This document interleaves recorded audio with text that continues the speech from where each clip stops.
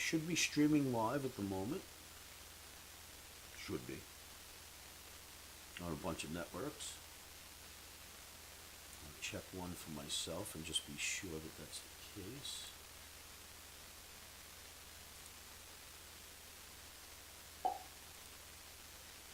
Channel. I am on YouTube. Very cool. And what is on YouTube? Perfect. Chat room. All right. Now we should be on Twitter, on StockTwits, and on LinkedIn. If you can take a look at the other two, Dana. And I'll see what I can do with this stuff. I need a third screen. I don't know where to put everything. All right, so welcome traders. Another day of sitting here and just doing our thing with the markets. We've been blessed. We sold right at the right spot, S&P and Nasdaq. Made good coin. Then we sold Russell again. I meant to say we sold Russell and S&P, not Nasdaq. And we sold Russell again right at the high. Took another scoop out of it. So thank you, sir. Good day so far. So I'm, we're still working on this live streaming, and we will, over the weekend, if I get the guys together, we'll make the set better, and, I'll get a little better with the equipment, but so far so good. Now, is it staticky, Dano? Noisy? How's the microphone? Is it picking up too much ambient sound? I mean, what do we got going on? Can you tell?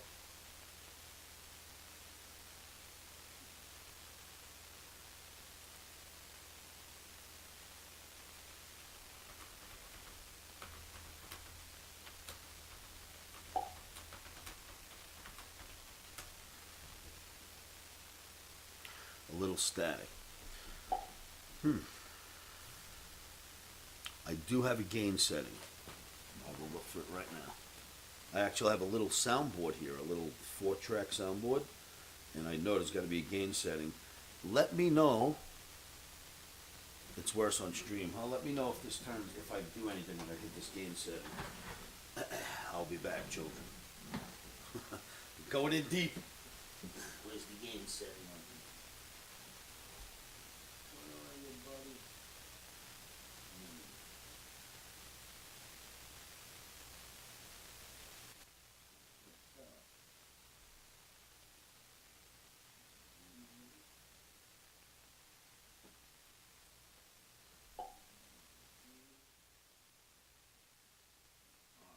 Is that helping at all? That's better?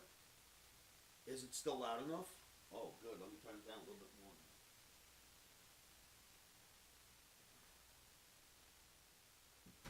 All right. Any better? Thank you. All right. Now, I can turn it down more if you think that, if it's still loud enough, I could turn it down more. Yeah, okay.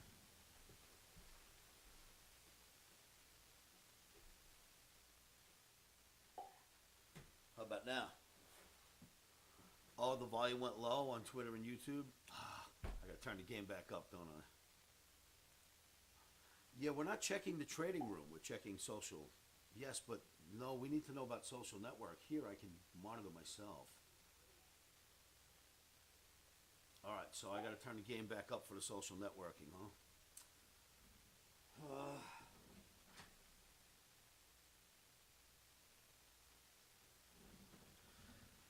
I'm not sure how to make it louder on social network. If somebody can help me with that. So, did the volume just come back up on YouTube? Because I got to turn up the gain a little more, I think. Any better on YouTube? Testing for YouTube, Dano. Let me know if it sounds any better. No better, so it's still low on YouTube.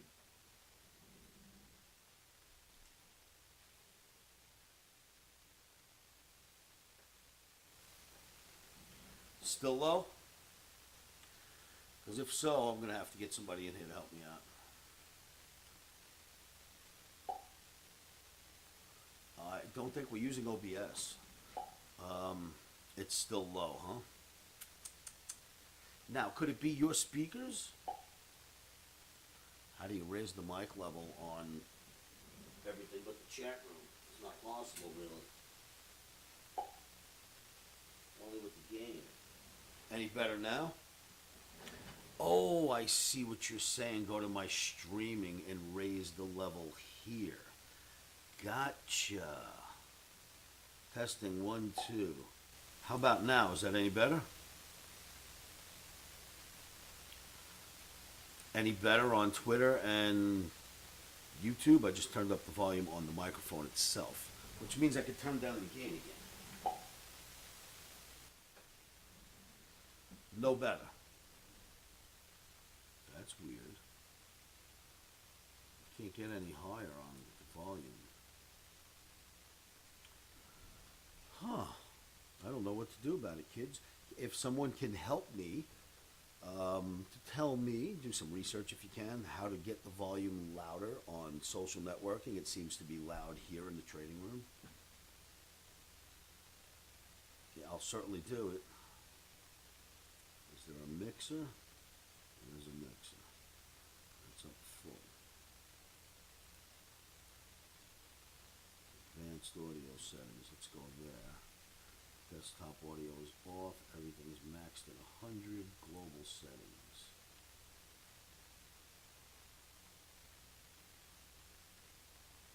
Desktop audio default. Everything looks right to me, guys. I don't see anything I can do to make it louder.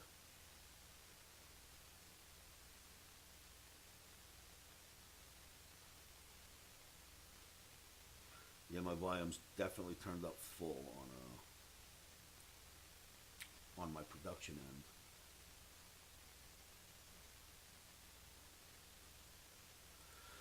Maybe I just have to speak louder.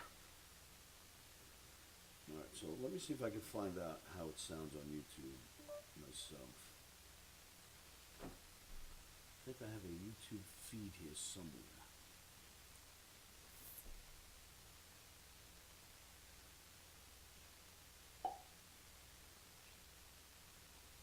You're only getting left channel on YouTube. Interesting.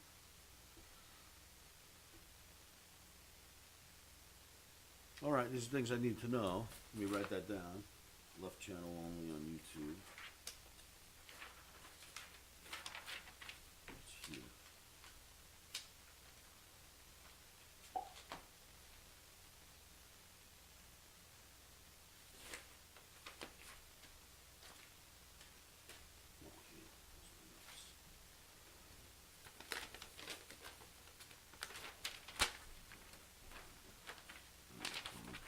What else do we have?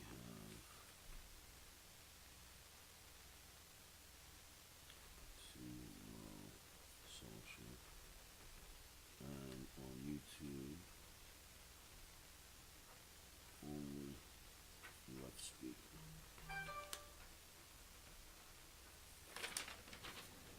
All right, I got my notes. The recurring pop is when someone types on my chat room. That's when you hear that pop sound. So this live chat room here, if I type, you'll hear that pop.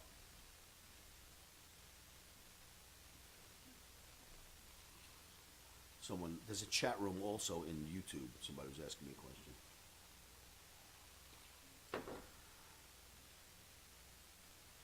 Now, I want to take the mute off and see how loud this is when I speak.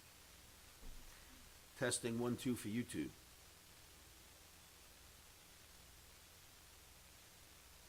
Testing 1, 2 for YouTube. Yeah, it could be louder for sure.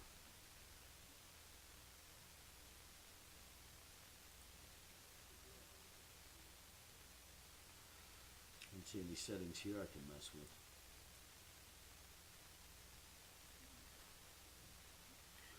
All right, I got notes. I'll bring my buddy in this weekend and see what we can fix.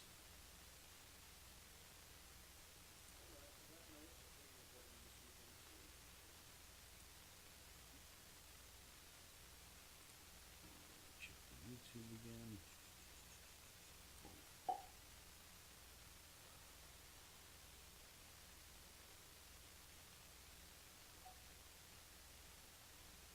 It only took about 3 seconds to show up.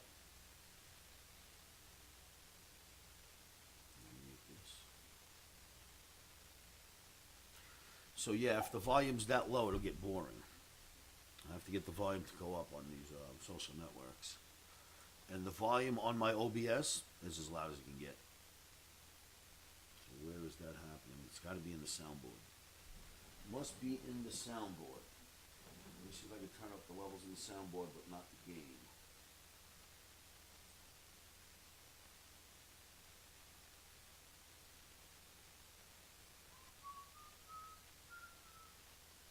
Let's do my flashlight, people. It's got to be here. Oh, maybe the gain's got to go up.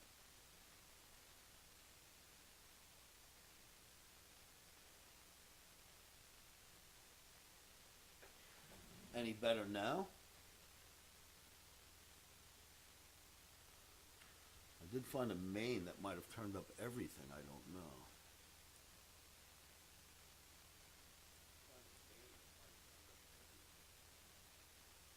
So on YouTube, is it any louder at the moment?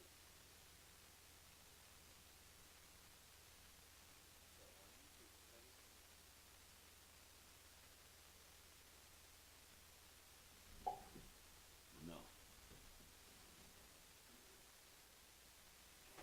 Where else do I go? Where are the other switches? Hold on, maybe there's something down here I haven't looked at.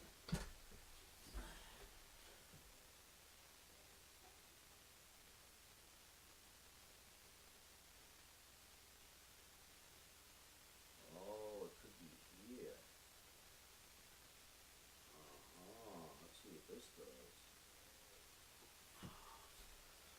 Alright, I'm finding other switches to mess with. Is this any better?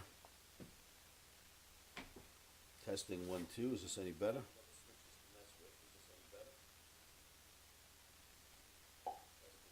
It's no better.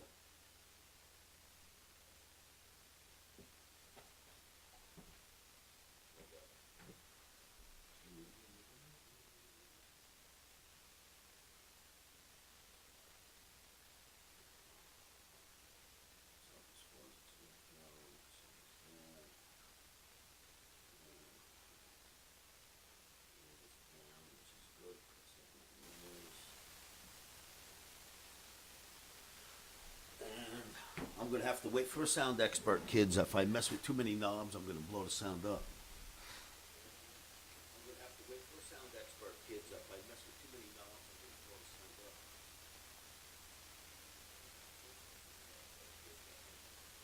The mic is in the frame.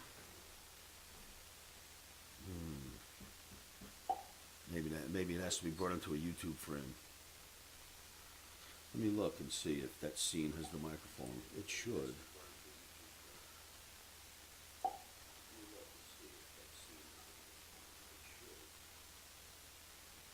Oh, it's better now? On YouTube, it's better now? Oh, it's better now? On YouTube, it's better now? Oh, I'm hearing. Where am I hearing that from? Okay.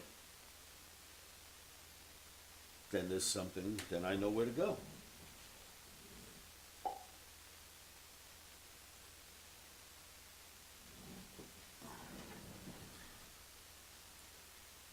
One of the biggest challenges with a live stream mix is that it's not loud enough.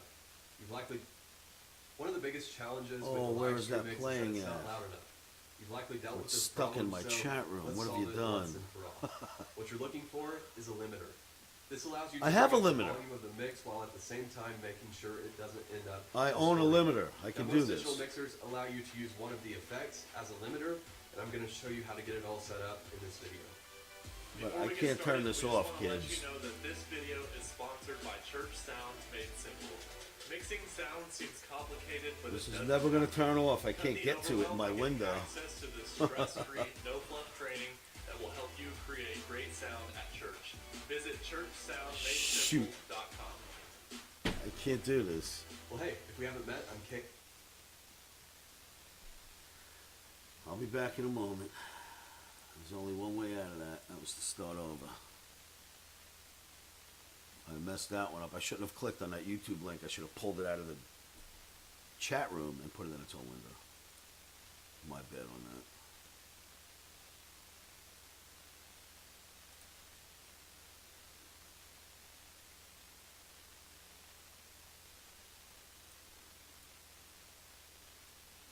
go back.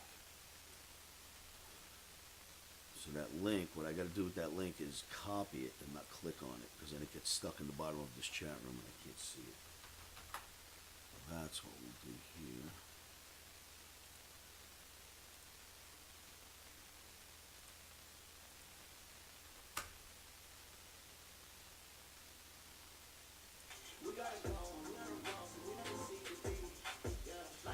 One of the biggest challenges with a live stream mix is that it's not loud enough.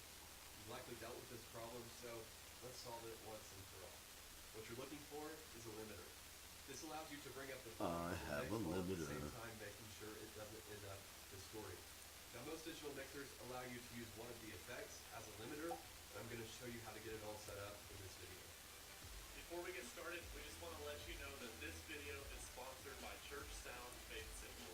Mixing sound seems complicated, but it doesn't have to be. Cut the overwhelm by getting access to the stress-free, no-fluff training that will help you create great sound at church. Visit churchsoundmadesimple.com. Well, hey, if we haven't met, I'm Cade, creator of Collaborate Worship, and I'm here to help you create great sound at church. Let me show you how to set up a limiter on the X32. If you're not using the X32, you'll still be able to use these settings as a starting point with the limiter on your mixer. To make things easier, I also created a limiter settings cheat sheet.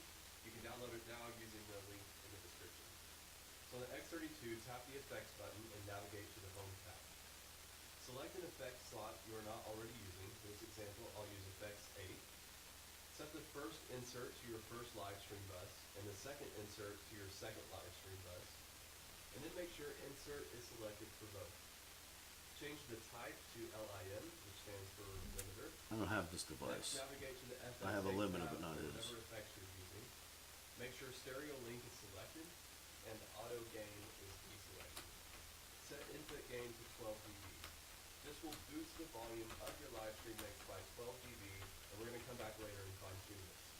Set output gain to -1 dB. This simply makes sure that the output will never exceed -1 dB, which keeps it from peaking. Set squeeze to 20%. This will give your live stream mix a little more punch, but if it's set too high, it can add a bit of distortion, so you may need to come back later and experiment with this one. Set knee to around 3. This is what determines how hard or soft the limiter responds, with 0 being hard and 10 being soft. 3 is a good moderate starting point. Set attack to around 0.5 milliseconds so that it responds quickly, it still sounds I have clear. none of these Set settings. release to around 150 milliseconds so that it releases fairly quickly, but still sounds smooth. And now you'll need to fine tune the input gain setting. This is kind of like adjusting the threshold on the compressor. When the full band is playing during a loud moment of a song, adjust the input gain so that the gain reduction meter on the limiter. That is not what I need, sir. It's too complicated. Let's see what this link says.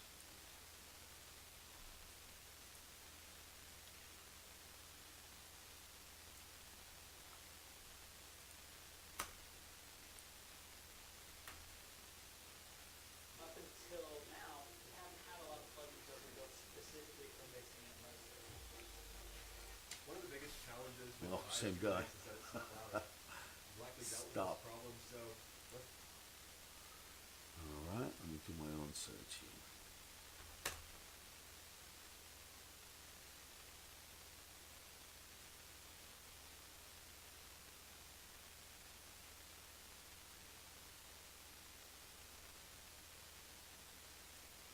Hey guys, welcome to my tutorial on how to boost your mic level and prevent clipping distortion from OBS.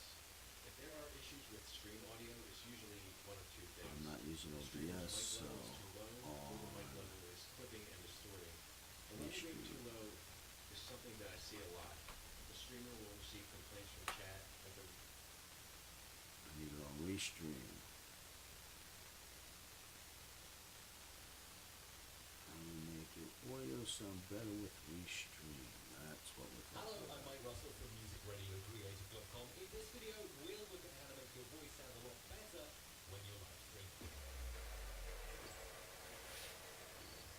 This video is brought to you by Restream. There you go. You live stream from multiple social platforms at the same time. And Restream Studio makes it easy to go live directly from your browser. Now, even though this video is sponsored, Restream is exactly what I use for my own live streaming.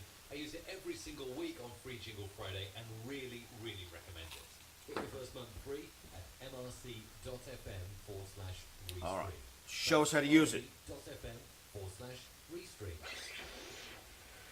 In this video, we're going to go through a few different options, including Restream Studio and also the gear I use like DBX to make my stream sound really good when it's going out live.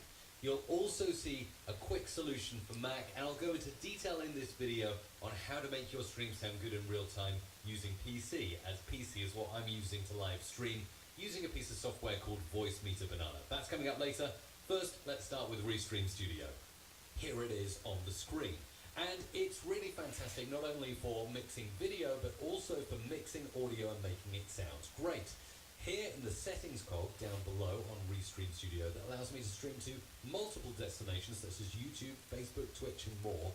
I can click in and see all my settings. I've got my video input, the resolution, and also I'm using my default audio input and output. But first of all, to sound better, there are some advanced settings that I'm using here in Restream Studio, including echo cancellation, which will reduce the echo when people are talking, not using headphones. So I can take that off and I can be playing the audio over speakers and it would stop all the echo coming I've got back that in, already which is brilliant. done. There's also noise suppression, so it reduces the background noises during your live stream. This is recommended, for instance, if you are using a stream that has, well, you've got an air conditioning unit going on, someone's mowing All right, show me where to get to that, sir. the lawn, or there's just stuff you really don't want to be there in the background. And finally, down here at the bottom, underneath stereo audio input, which can be used if you do have a stereo audio input going in, you've got high resolution audio. I always like to tick this in Restream Studio, as that increases the audio bitrate to 256 kilobits per second. Let's go see if I have any of this available to me. Alright, so he is in here using all of this stuff. Stream. Oh, I can't change any of these settings while I'm streaming.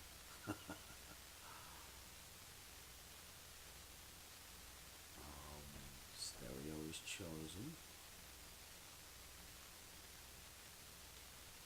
Bitrate's 44.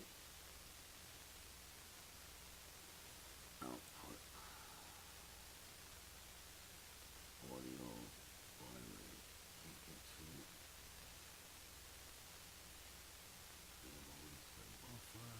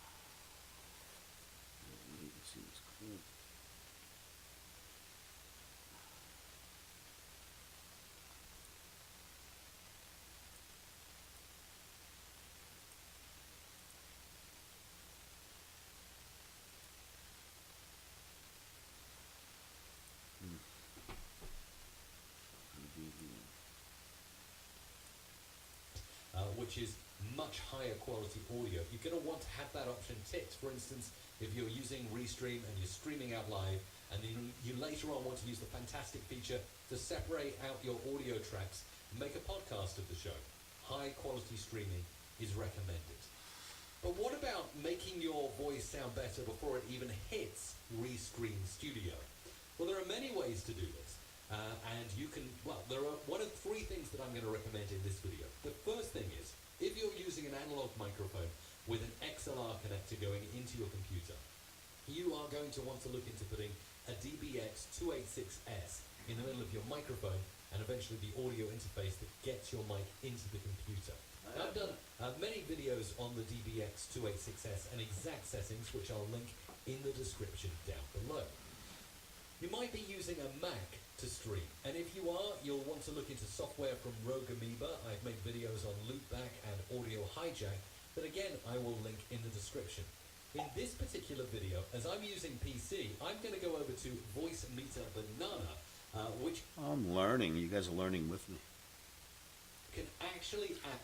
I plan on just streaming what I do here in the trading room, Dano. So whatever, you know what I'm saying? And some pretty cool It's effects. called Live with Oscar. More like Live with Oscar. This is my life. You guys are more than welcome to hang out with me. To your audio and make you sound great before you even get into Restream Studio. So as you'll see, as I talk, this is my audio coming into Voice Meter Banana. And over here, these are my master section outputs. So the outputs that I eventually don't will have go. that. That doesn't work. Alright, so sound man. I've got audio. I've got video guys. Alright, I do have a sound man.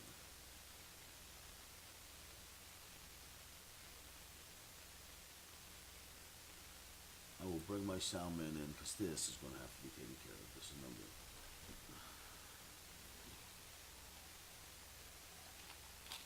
In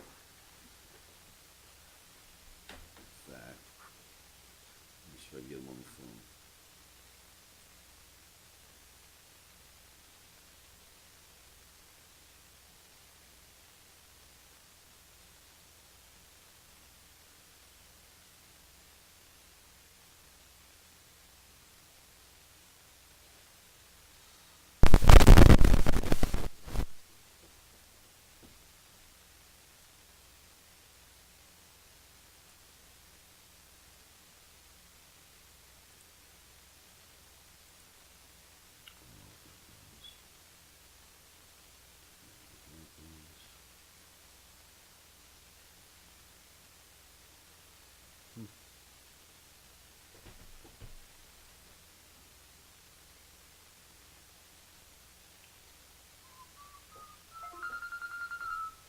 Wow, that was quick. Hello, hello. Good, man. What's going on? So you're here in town? You got time this weekend to kind of go over some stuff with Natalie, and you and her got to kind of just work out her timing. And I'd like for you to speak to my guy Vic with 2 C's, as we call him, to see what kind of sound stuff he has. So as long as you'll be around, I'll just kind of grab you when I grab them and put everyone together and see what we can do. But yeah, if you've got time, I'd like Natalie to do a little practicing with you because it's basically you and her.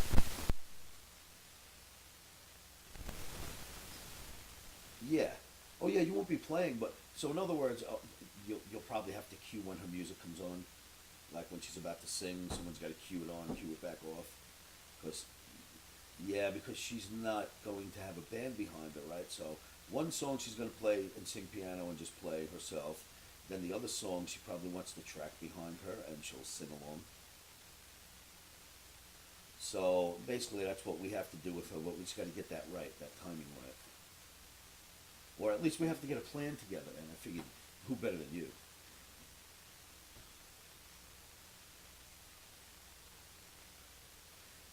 It's the Westgate. No, it's actually an NFT convention, and there'll be a stage in that room, and she'll be on that stage. So it's not a concert by any means. We hope to gather people's attention when she starts singing. But they're there for an NFT conference, not for her.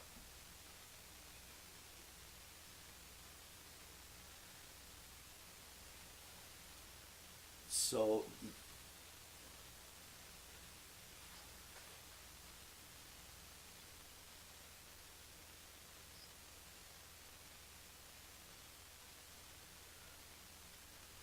well, that's why I was kind of thinking maybe if you and her can kind of work out what it is you think she needs or what she thinks she needs, and I could get it in their hands, and they could have it for us. So we'll be bringing keyboard, microphone for sure. We know we need those 2 things. And then we need a way to play her tracks in the background.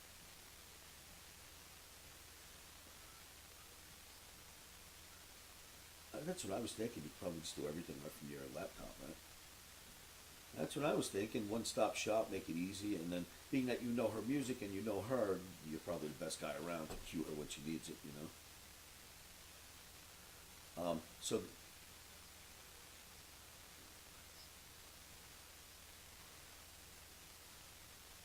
yeah, that's why I want you to speak to them to see if they have anything at all. I mean, I'll donate whatever I have to donate to make this happen, you know?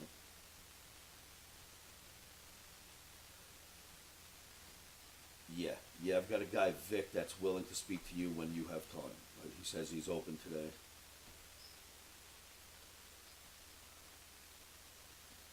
So what I would like to do is just do a quick telephone introduction with you two, and then leave you guys to handle it from there. Yeah, I think that's better. And then, of course, you could work it out any way you want to speak to each other, as long as I introduce you and you guys can run with the ball from there. And these people are huge in Cardano, by the way. They're big people we're working with. It's going to be fun.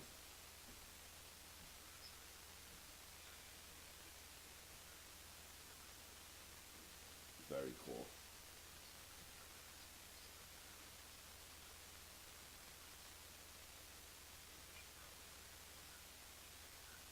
Well, yeah, that's why I was thinking, let's find out from them when we can be there, what equipment they already have, and if he tells it to you instead of me, you'll understand better than me playing the telephone with you.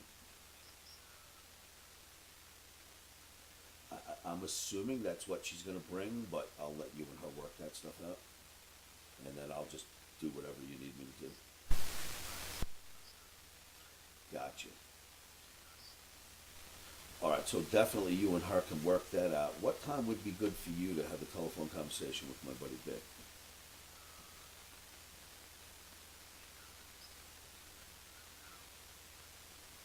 Entirely up to you, my friend. All right, we'll give it a try. Hold on.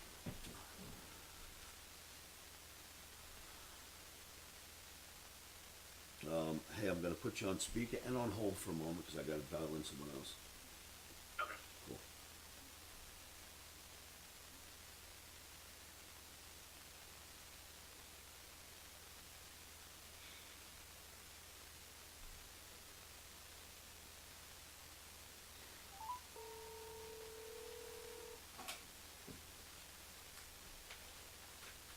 Hello? Hey, buddy, what's going on? What's up, Coach? Hey, I need Vic with 2C's phone number, if you don't mind. I want to get him and Hugo together.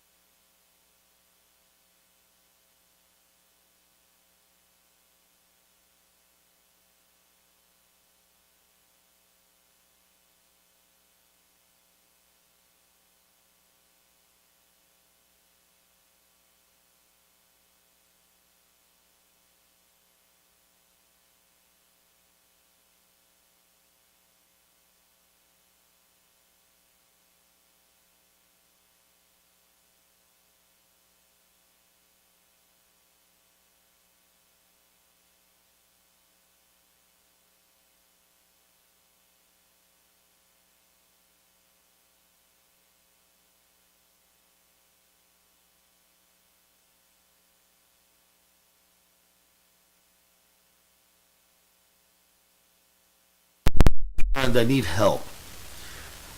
I'm good at markets. I'm good at what I do. I can run 72 computers. I can hook up just about anything. What I can't do is get the sound of this to sound right.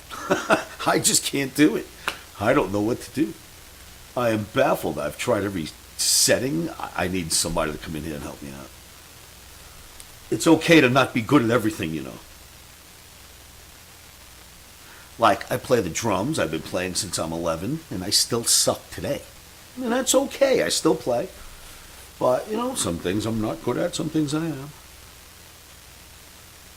So when people say, Oscar, I hear you're a drummer, I go, well, I make noise on a musical instrument called the drums. YouTube sound is better now? Ah, so maybe turning up those gains helped a little bit. Oh boy. What's going on here? Oh, it's certainly not on my end trend. I've got a rocking computer here that was built, I mean, it's the most top-end, state-of-the-art stuff you can possibly want. It's liquid cooled. I mean, it's the coolest computer in the world. It's certainly, I don't think it would be on me as far as the card's concerned. What it can be is I've got a mixing board. I've got another M audio device between the microphone, goes into a mixing board, out of the mixing board, into an M audio device, out of the M audio device, back into the back of the computer. Somewhere in that loop, I've got a problem. You know what I'm saying? So it's somewhere in that loop.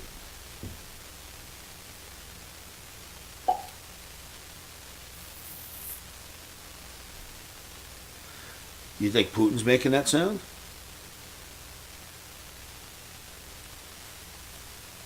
That is true, Callie. I absolutely do everything I say I'm going to do. I've been that way my whole life, if humanly possible. Oh, absolutely, Trent. What I actually need is somebody who understands this and can reset it up and maybe remove some of the stuff in between. What I've got is access to speak to everyone, and I don't want to blow that up by messing with it myself. You know what I mean? For now, at least I have an avenue. I can chat with people. I can help them trade. If I mess with it and I can't come back, you know, I got an issue. Now, it could probably get a lot simpler. I am going through this killer microphone up here. I don't know if you guys can see it. It's right there. I'm going through that mic. If I just literally went from the microphone on this camera I'm shaking around right now, if I went from that microphone directly into the computer, it would eliminate all the nonsense. But this is a butt-kicking mic, and it makes you sound good. So you got to try to work out both, if possible. So you wanted to know about fills. Hold on a moment. Somebody came in here. Fills. Today, we had a good day. Monday, we had a ridiculously killer day.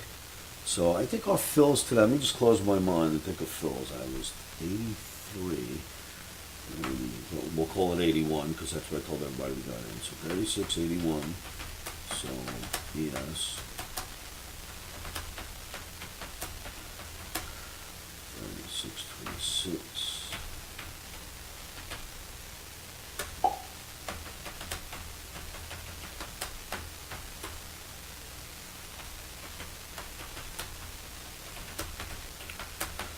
What did I buy my rust back? It wasn't quite at the profit objective, was it?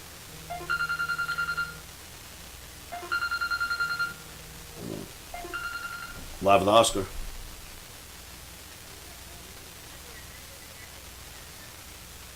Okay.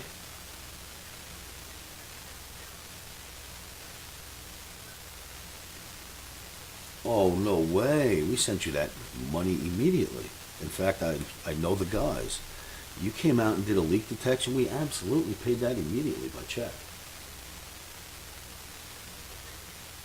No, we sent it directly to you guys.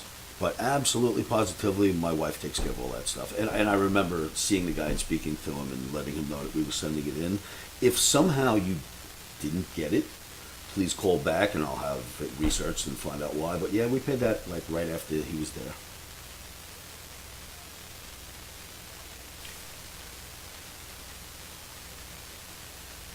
Oh, no, that was the same leak. They came back out again. They pointed out a leak to us, which wasn't the actual leak, so they came back out and found a real leak. It was the same leak. In other words, it was the same problem. They came out and kind of looked, but didn't find for sure what it was, and he came back out and absolutely pinpointed it on the second time.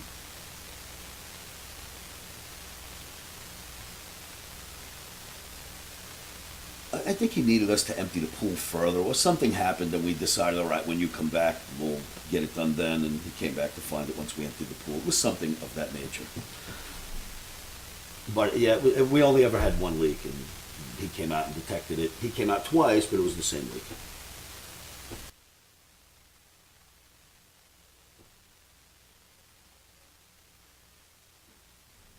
Yeah, find out about that. Though I think if you speak to him, he'll remember the situation. It was it was a unique yard and a unique leak that we found, and he might remember it. If you need me to speak to him or anything of that nature, just call me. I'll be glad to. Okay, thank you. Bye.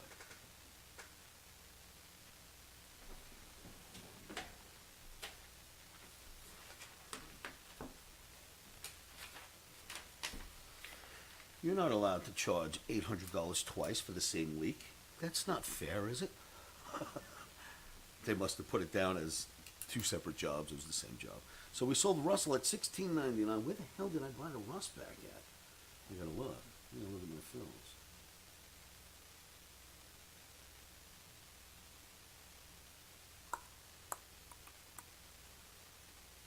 Fills, please.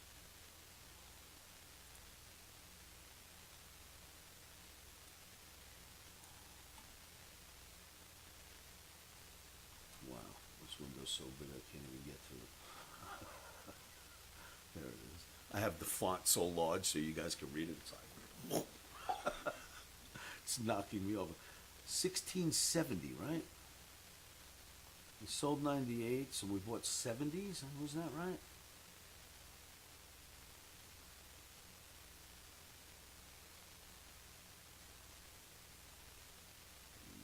We're gonna look for all the fills.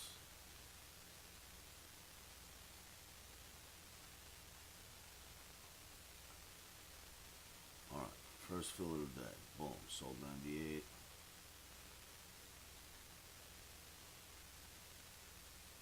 That's the sixth flash.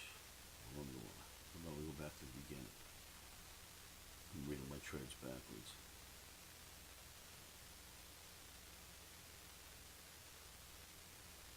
So we sold 16.99s on the caveat. And we bought back 74s, right?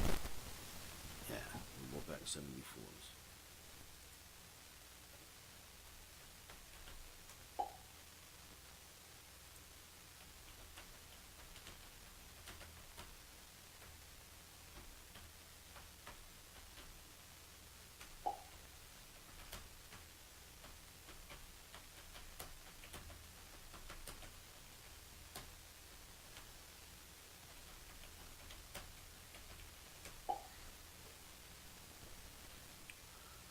You can call that losing trades if you want, but you'd be crazy if you did.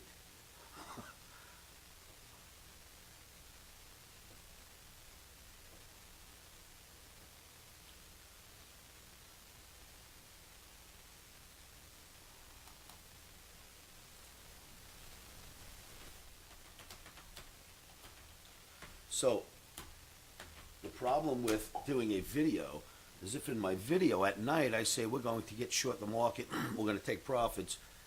No, we get short, we take profits. If the market goes up, everyone says, Oscar, you're so wrong. And I'm like, yeah, whatever. You know what I mean? See the fills I made. Videos are not about looking right. It's not about me trying to put on a talent show. Trading is about making money.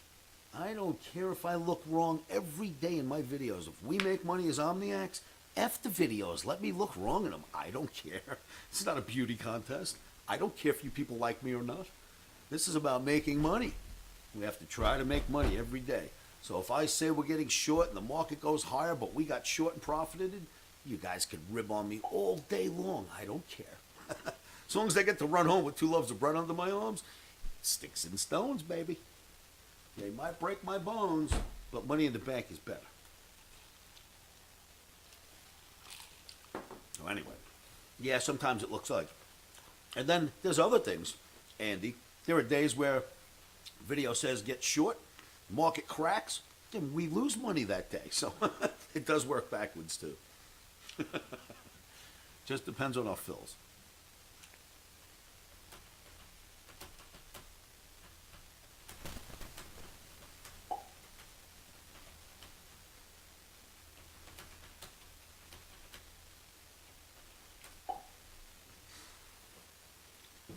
So, if you recall, on Monday, we had a big trading day, big wins. Tuesday, we didn't get filled. Wednesday, we had a losing day. And, I don't know, somebody was hemming and hawing, well, I missed Monday's trade, and I only caught Wednesdays. And I said to him, don't worry. We got Wednesday, Thursday, and Friday. You'll see. Just stay with me. Well, what happened, kids? By Friday, we kicked this market's ass in, didn't we? Didn't Omni kill it for us? You got to have faith in the Omni. You got to sit with it.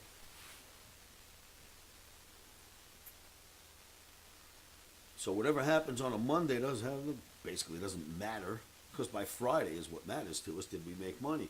But if you look at the trades Omni belted out this week, we destroyed the markets. We had a couple of losing trades or break evens. We killed the markets. At least you guys did. There was one day I overtraded and I destroyed myself. On the bad day, of course. On the bad day, I overtraded and dropped 9,000 on a day where we should have lost 2,500. So, a little harder to make that back for myself. Not that that's a lot of money, but comparative that we're doing 1 lot, it's a lot of money. Sure. I can't. It'll be out in public. Use this instead, otherwise the whole world's going to see it, Trim.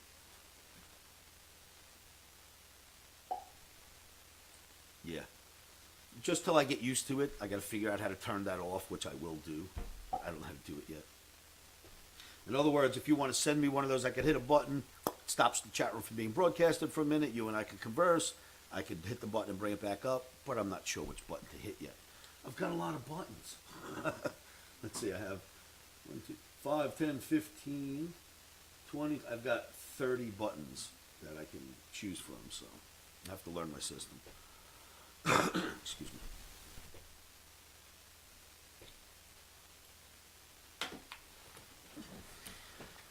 All right, so the one thing I can't do while I'm broadcasting in this fashion is I can't show you charts like I did yesterday. I like that much better. I can't figure out how to make that screen light up like it did yesterday. Maybe this weekend I can get some stuff done. But at least with streaming, at least I think I am. Let's check on that.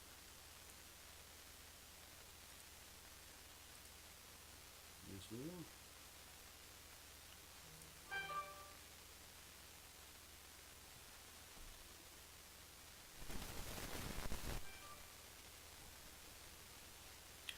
Testing. I'm listening to YouTube right now. Testing so I can hear myself on YouTube. Testing. I'm listening to YouTube. Oh, that's getting way better. Yes, I'm streaming on Twitter as well. That sounds better. It's getting way better. Yes, I'm streaming on Twitter as well. That sounds better. Yeah. All right, thank you. Perfect. All right, so I'm messing with some of those settings, worked out for us. Today is Friday, right? Thank the Lord I made it to Friday. What a long week. My goodness. Who is my favorite drummer? Well,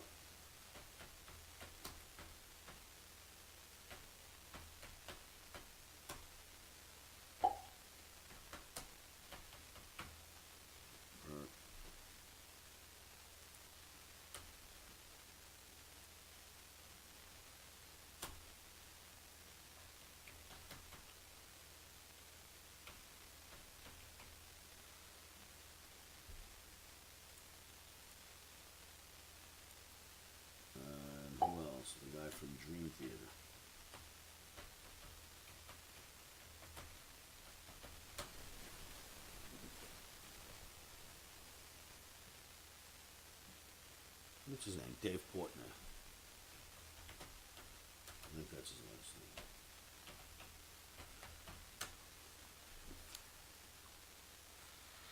Somebody's asking me my favorite drummer. John Bonham, Neil Peart, Carl Palmer, and Dave Portnoy, drummer for Dream Theater. He is Neil Peart, but Neil Peart came first, and that's that. You got to stand in line.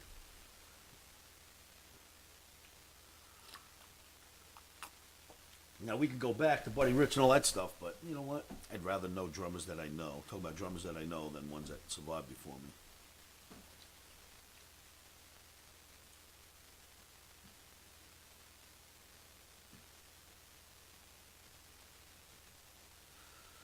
All right, so what's happening here? I can remove this now. I can see what I'm broadcasting. PEA, did I spell it? Yeah, sure. For sure.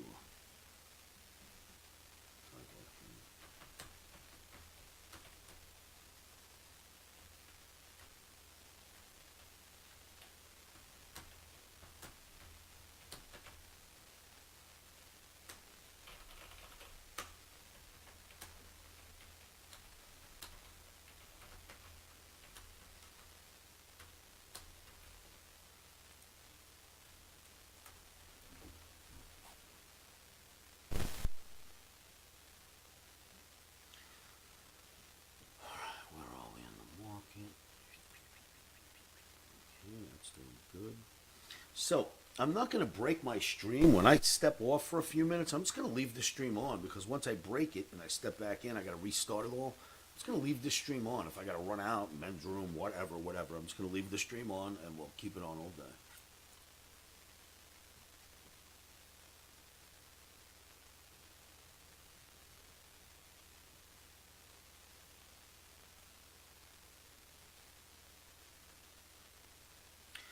Silver Miner told me to switch my playback to mono. Oh, from stereo. He's probably right. I've got one mic in stereo setting instead of two mics, so I probably need one mic in mono setting. You know what? I don't know how to get rid of it, Trend. I understand it's probably my gain. I turn down the gain. It sounds good in the trading room, but it gets too low on Twitter. I turn up the gain. You get the noise. I need help.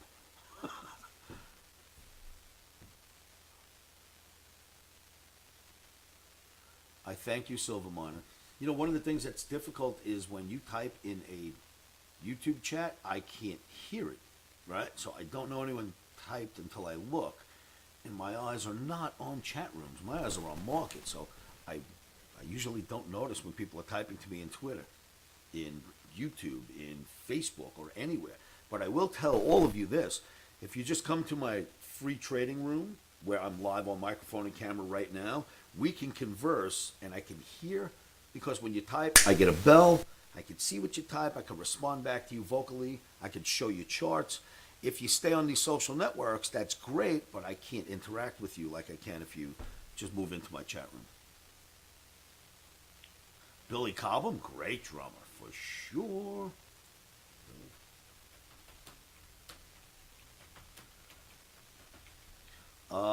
Silver Miner, I don't need advice on that. There's probably no one else in the world that watches the markets as much as me. I watch them when I'm awake, when I'm asleep, because I stay awake. I watch them when I'm in the bathroom. I watch them always.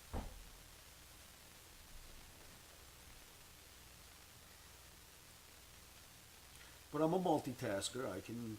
I'm speaking to one of the guys in the chat room on YouTube. I can multitask though, brother. I can do lots of things and watch the markets.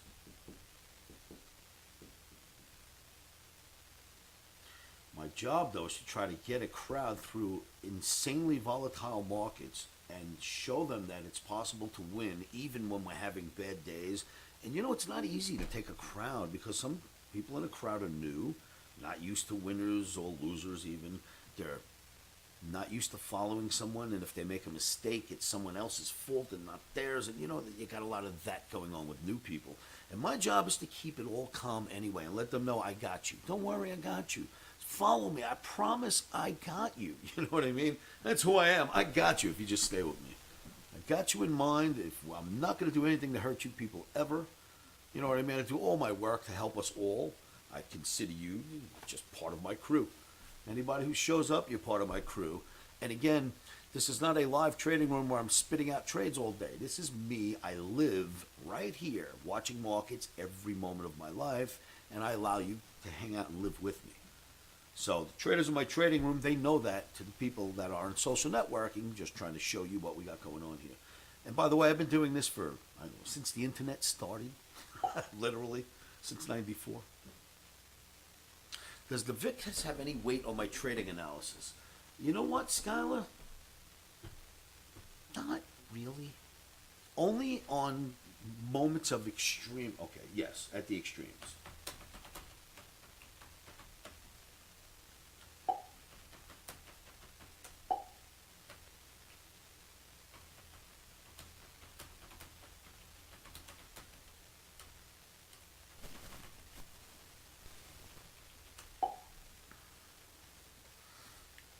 So, I don't bother looking at the VIX if it's not at an extreme, because who cares? It's like looking at a flag while you're in the middle of the flag. It doesn't make a difference. When you're at an extreme, you look at the VIX if you feel like it. Otherwise, you must remember what the VIX is made up of. It is a fear-monger, gambling, fear-instilled type of market. It is the hedge against the rest of the bad stuff in the world. Oh my God, the world's coming to an end. I need to hedge in VIX type thinking. So if that's the type of trader in the VIX, what do you think the odds are that the VIX trades properly? You know what I'm saying? It's going to trade with the same personality as the panicked people that wants in. So if you take a VIX chart and you look at 14 or 27, somewhere around there, you're starting to hit extremes, right? 11, 32. When you see extremes, take a look at it. Then it usually has a meaning. So look at your VIX chart. When it's when you see the lows down there, when it's at the extremes, or all the way up at the top, when it's at the other previous highs at the extremes, then the VIX has possible meaning. In between, using the indicator created by gamblers and panicked people, you don't really need to use that. You know what I'm saying? That's not one of the indicators you want to put into your system. Do I appreciate? Oh, thank you.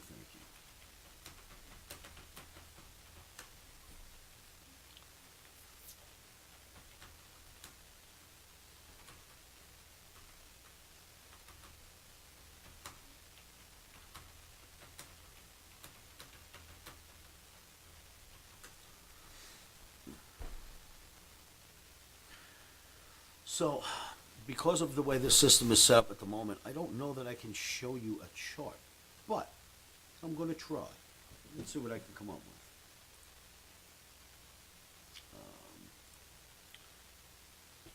with. Is it possible to show the chart? If I drag it over to your screen, I have a feeling we'll be able to see it. So if that's true, we'll go over a couple of charts real fast. All right. Experiment. Can you see a chart right now? No, you probably can't see that chart, huh? Oh, here it is. Got it. Okay. So, if you recall in last night's video, if you watched it, we decided that, okay, if you're not going to be and we'll get rid of Friday, if you're not going to be a four-legged bottom in GAN, then you are a flag. All right, so the flag is there. And also, look at the failures, which I pointed out last night, at the 9-bar average. I don't know why they'd use a 9-bar average, but that's what fits right now, and whatever. All right, so it's a little teeny average, but that's what fits. But we came back up and hit that average, which basically we sold into this morning, and down we went. So far, we're gyrating inside of the bear flag, and I expect we will go lower. Let's see if there's any other charts to look at.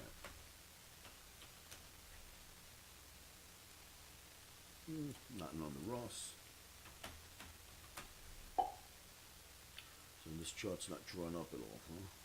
Have to bring you a chart all drawn up. So you can see we have nothing but flags down here. These are all just bear flags. They look terrible.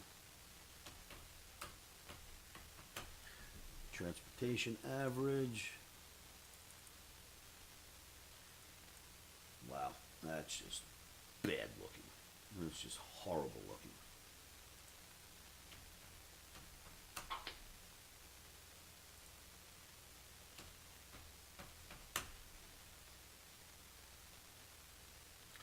Let's see what this looks like. Dow Jones Industrial.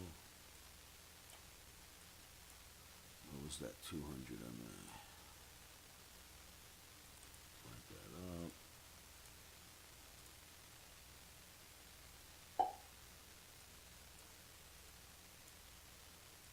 And what is this? We can get rid of this stupid average. It doesn't belong there.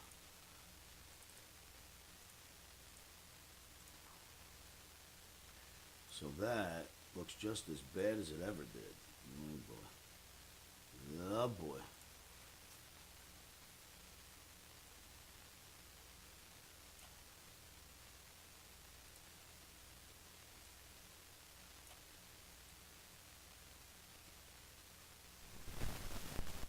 Does it fit anywhere? No, it doesn't fit anywhere. Forget that.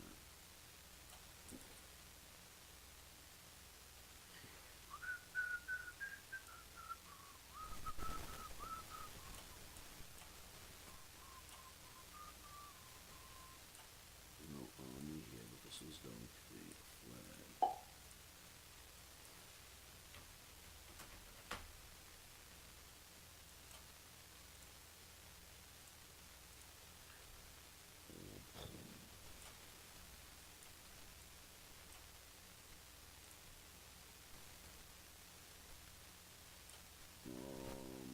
Let's get rid of this.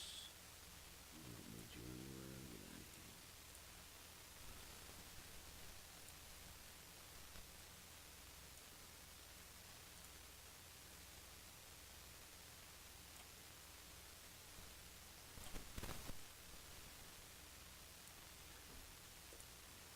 And that's that.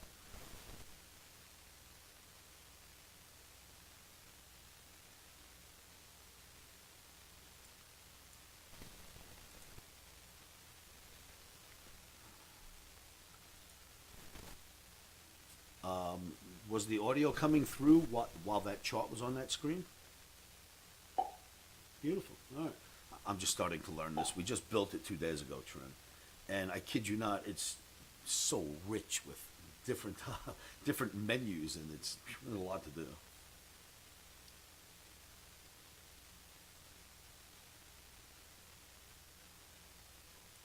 Okay, I'll take Phil.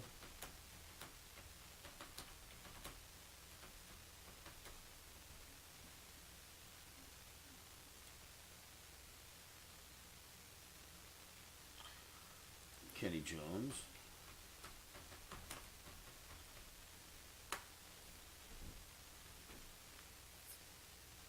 We're talking about drummers in the chat room on YouTube. So there was a time I used to have 3 chat rooms open at the same time. It was so busy, 2008, 9, 10, and 11. Each chat room was so full of people. They were typing so fast I couldn't read it and answer it quick enough, so I had to break it down into 3 chat rooms. So I can actually handle these chat rooms as long as I got the space on my, as long as I have the real estate to put them in. Yeah, he is good. Yes, we've seen him too.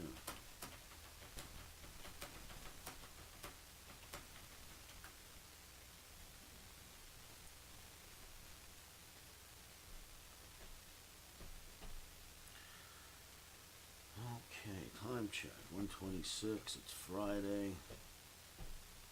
You know, it just doesn't smell like it's going to be a short covering day to me. Volume is low again on Twitter and YouTube. Now, I haven't changed any settings at all. Is anyone else getting that? Maybe it's your computer, sir. Is anybody else having trouble with volume on Twitter, Twitch, YouTube, any of it? Let's find out if it's you, IP. Maybe we have to turn up your volume somewhere.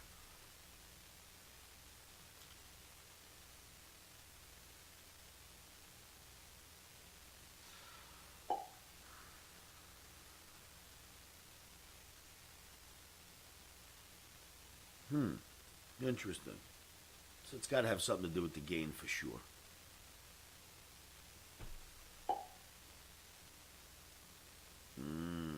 Auto gain. Remember, we don't have OBS. Yeah, it's the chat room. I've got no problem with at all, because that's local here with me, so I can kind of make that happen. I can't get to YouTube, Twitch, Twitter, or any of them. That we have to figure out through their settings how to make better. Yes, I know you're only getting the left on YouTube. I think there's a way to change that to mono, and then it'll go to both speakers. Or 2 microphones have to be brought in. It's one or the other.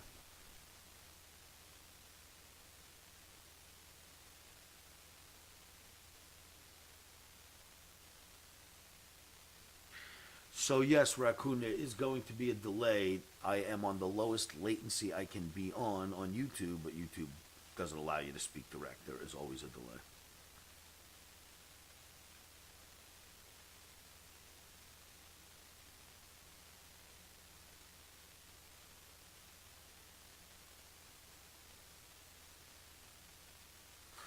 I'm not sure that question about New York Stock Exchange or CME. I'm not sure who you're writing that to in YouTube.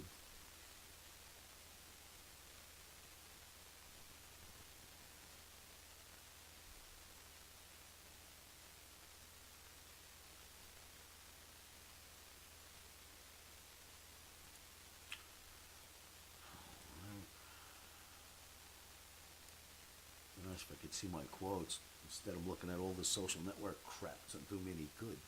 I don't care about you guys. I care about the markets. That's better. At least I'm making some room here. Getting to see some of it.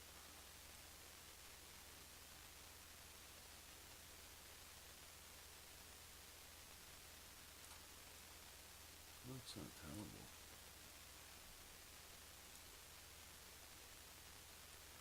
Oh, but you can't get to the bottom of that chat room. That's silly. You gotta pop it out. Pop out chat. It takes away more real estate. We're figuring this out. So once I'm in full swing, we'll make it more exciting. We'll bring up more charts, and at least I know what I'm showing you isn't my SS number and stuff like that. You know what I mean? I've got all these things set up in the background, which some things can be shown to the public, some can't. Just got to get a little better with that first. Don't want to see mom's maiden name and the color of dad's first car, right? It'll get me in trouble.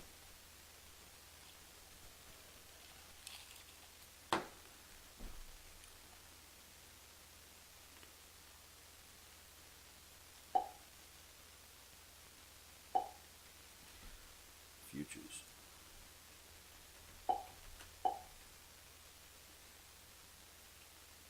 What was that? Did you trend reaction? I have seen you in. Yes, if I record, I can make it stereo. This isn't me recording at the moment. I'm broadcasting.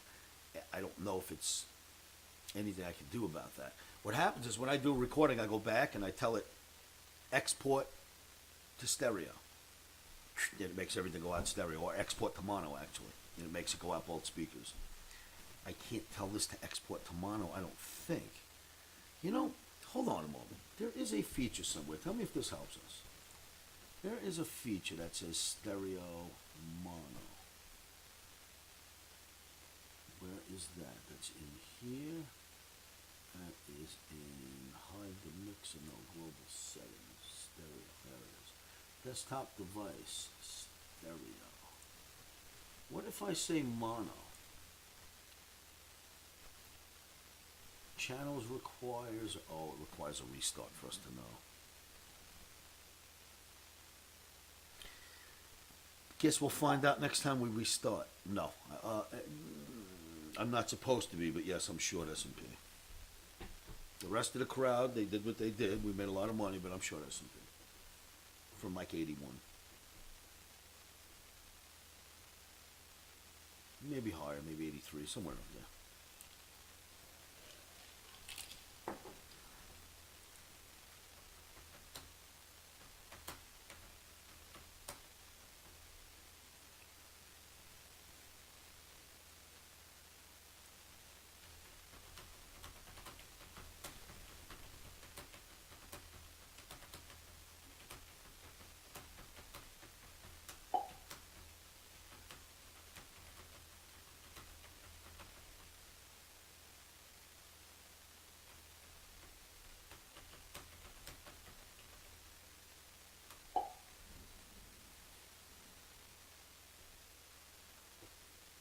So it's going to go out in mono instead of stereo. You know what? Let me not make that change yet. Let me wait until I bring my buddy in. But I think that's where we can fix that stereo mono thing. Thing is, I'd have to stop the stream and restart it to see if these changes took place.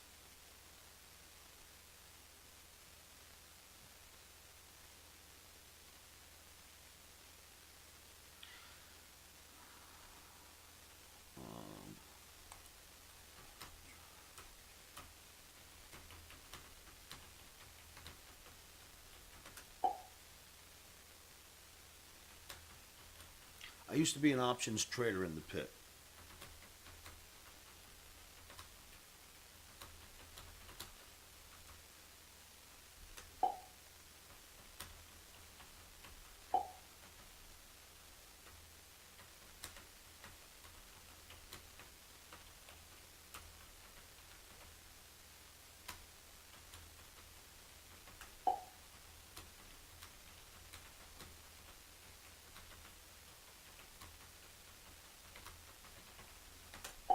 That is your best bet with options. Do not speculate with options. I promise you, you will just get your butt kicked.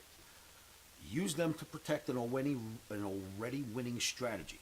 For instance, we'll use Big Blue, because I won't be outing anybody, right? I own Big Blue. I bought it at $4 a share. Grandpa gave it to me. He bought it at $2 a share. It's now worth $110 a share. That's what you use options for. You sell the calls till the cows come home against that position. That's good. That I don't mind. Traders look at the market and go, well, S&P's going up today. I'm going to buy some calls. Don't bother wasting your money. You're just wasting your money. If you're going to speculate in options, don't bother. It's got theta, which is time rent, which is value that it drops every moment you're in that option. It drops just because it's like driving a new car off of a car lot. The second you drive that car away, it loses value. The second you buy an option, it loses value. And there's rent. It loses value every single day. So even if you're right, and if it takes time, you're wrong anyway. There's 1,000 reasons why you shouldn't trade options unless you are using them as insurance premiums. Then, options are beautiful. However, you'll find 8,000 websites right now to convince you of otherwise and tell you to put your money in options. And hey, that's all you can lose, buddy. If you only put 300 in, all you can lose is 300. They'll tell you that all day long, and you'll lose that 300 almost every time. So be careful trading options. It's very, very difficult. It's not that it's difficult. Okay, I look at it like this. I live in Vegas. If I go to a casino, which I do not gamble, but if I go to a casino with my friends and I see them playing anything but blackjack, I tell them, wrong. I might not gamble, but I watch odds. When you're in blackjack, there's only certain things you can do, and that's that. You can't go anywhere else. It's pretty cut and dry. When you're looking at the craps table, you can come up and concoct any scheme you want. You can come up with all sorts of schemes. Well, you know what? Now you've just put yourself in a realm where you're coming up with craziness that has nothing to do with the way these dice are going to be thrown, but you can concoct. Well, that's the same thing with options. You can concoct anything you want with options, but if you get in the future, it either goes up or down. That's it. Simplicity. I like simplicity. You shouldn't be at a spot where you can think too much. We just will overthink ourselves to death. That's what happens in trading. So you put yourself in a place with options where you can overthink, and I promise you, you will overthink. Now, there are fantastic options traders out there. I'm not saying everyone in the world shouldn't trade options. I'm telling you, if you're new at this business, or if you're just a trader, stay away from options. Trade the futures. Instant gratification.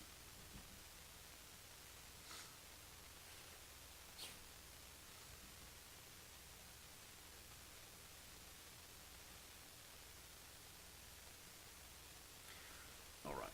Can you really let that magic number get away from you?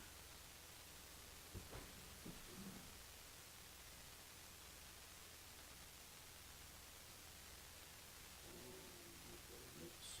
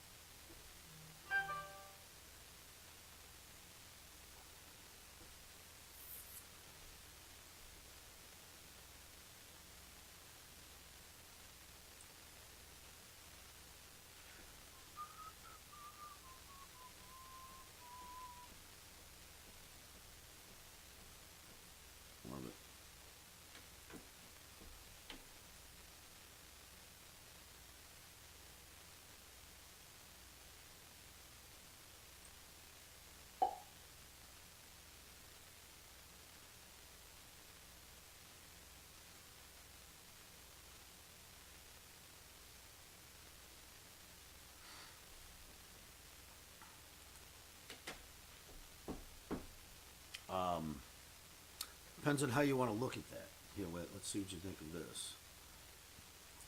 I'll give you a link if I can find it. Is it under features?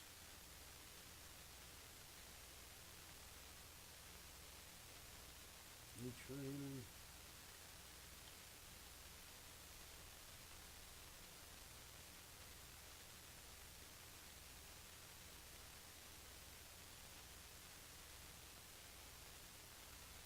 It's not that one.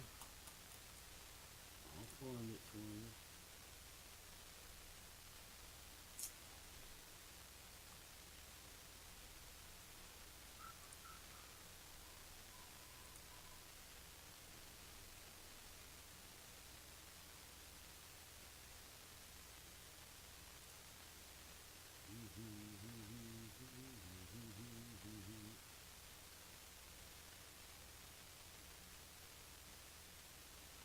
Yes, alright. This should explain it to you. There you go. If you're logged into my site, click this and read.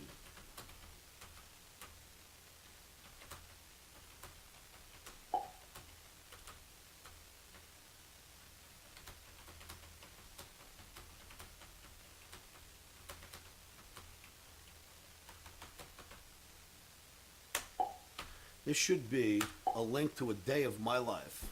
What is trading? Take a look at it.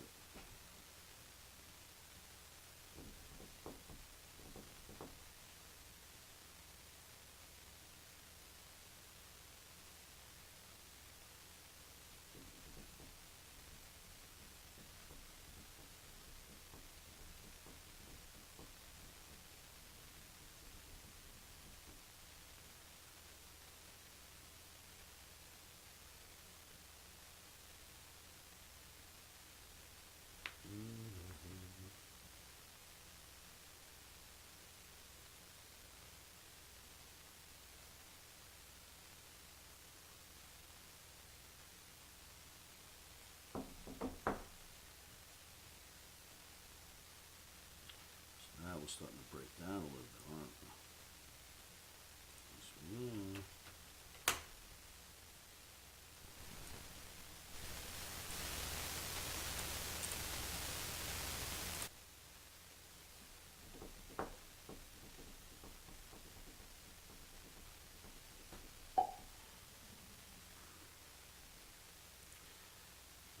Yep, Apple's in trouble for the moment, but so is everything else.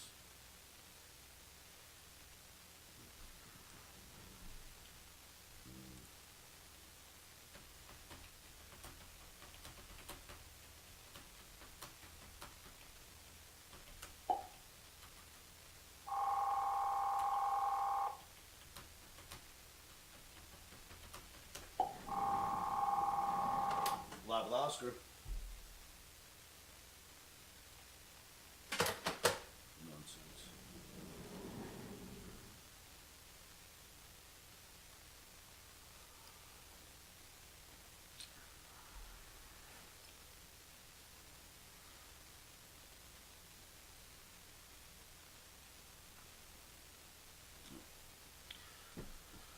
Alright, be right back, kids.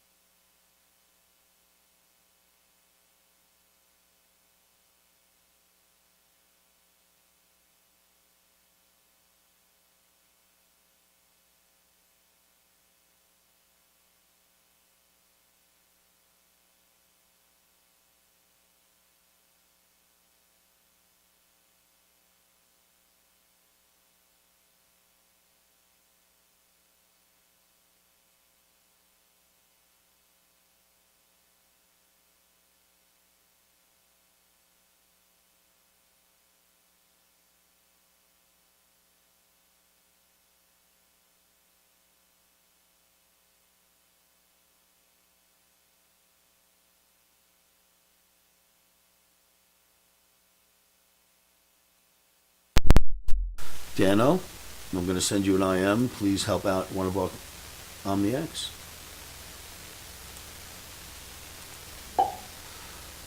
Oh, I can't send you an IM. Everyone will see it. I have to call you.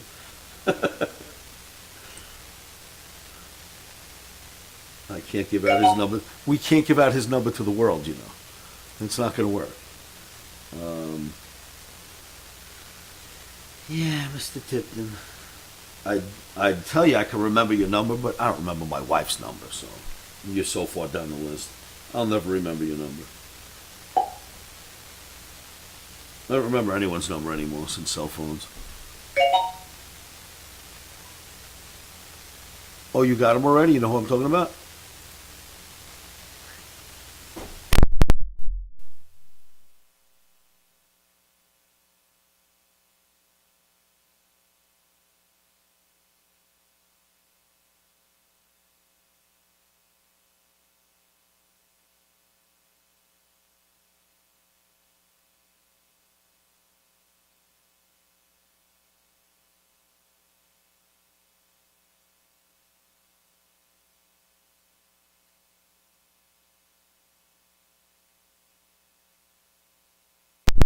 Hey, Dano.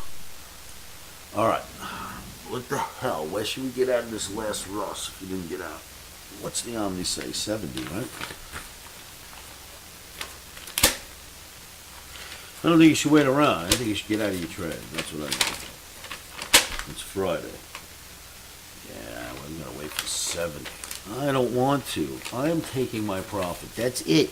I don't want to be in this trade anymore. Taking my profits in Russell.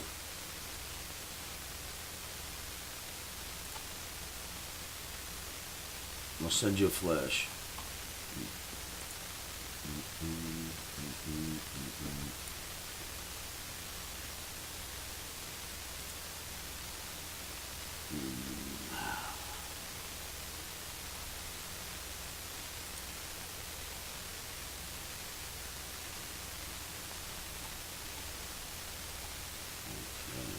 It's too big. Let's see.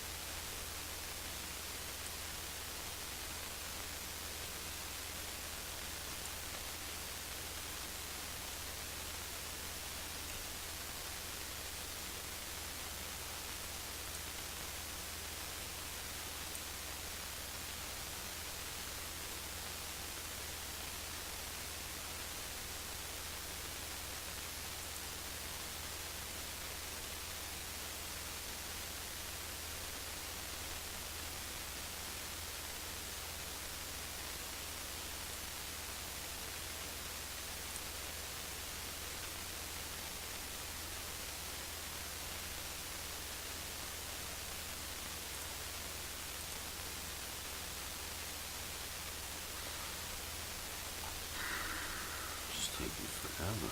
Come on now.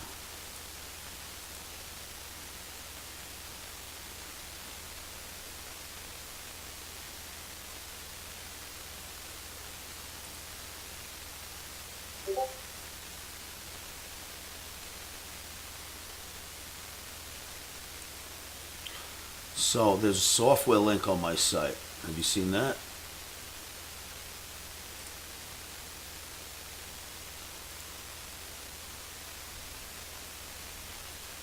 There's a software link on my site, Andy. This isn't it, by the way. This is a flash.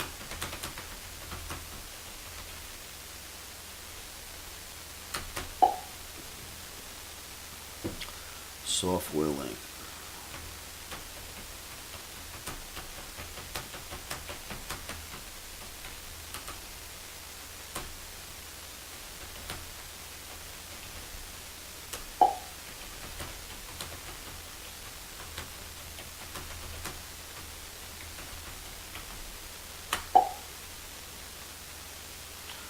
Let me pull that link for you real fast.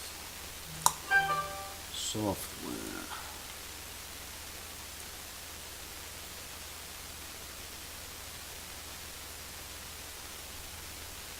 Okay. I can't get there myself because I've got my font so big I can't find anything. Features.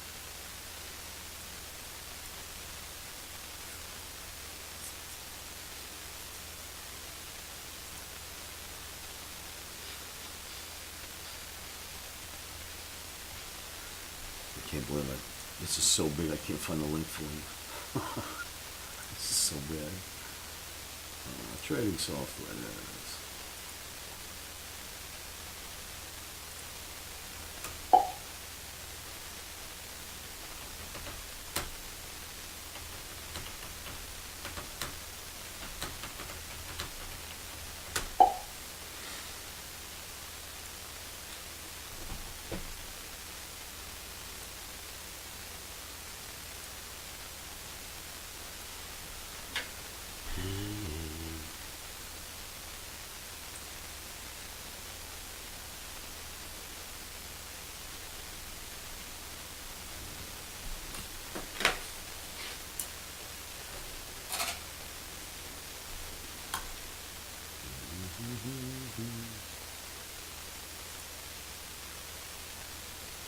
Mousey be gone.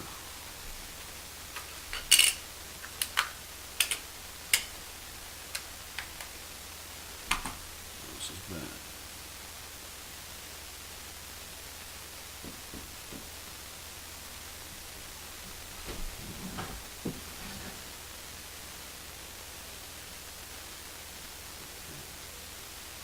For Andy.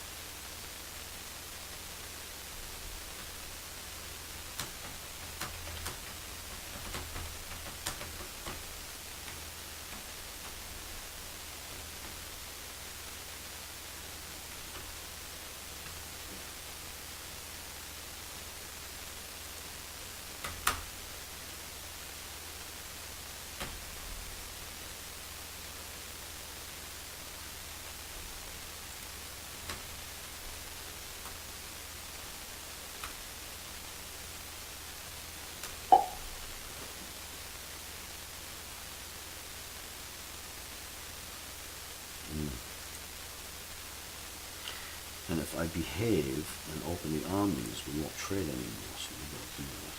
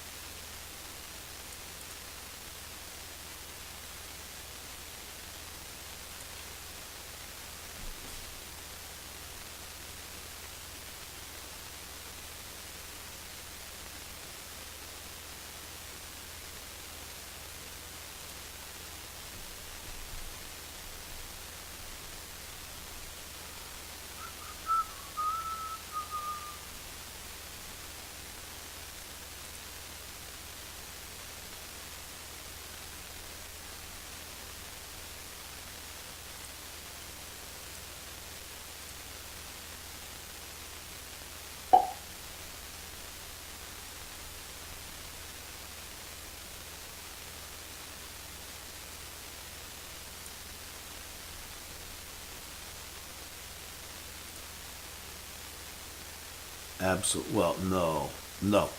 Dorman. Dorman.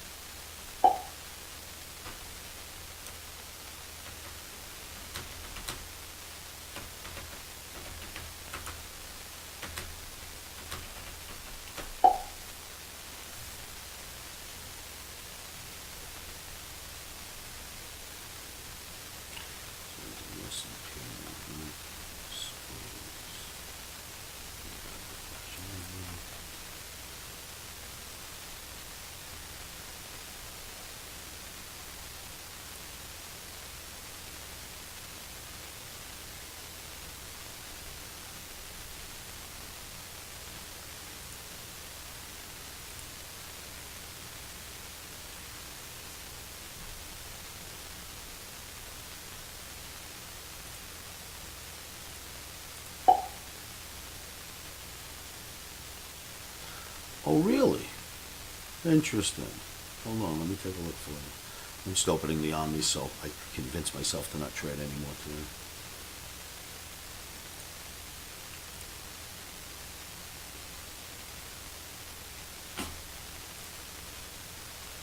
So on software, let me just check on this machine. Everything's small, I can actually see it. What color on software is it doing?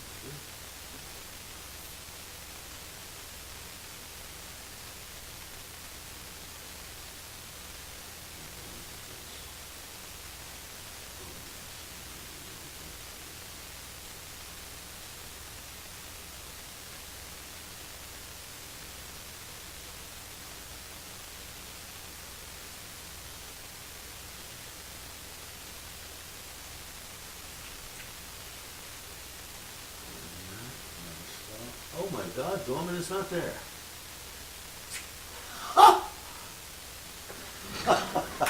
I don't know why he wouldn't be there. You are absolutely correct. That link has been removed. Dear Lord. All right. That must have been in an upgrade that I didn't notice. All right, so what do we do for that? Let me get you the link.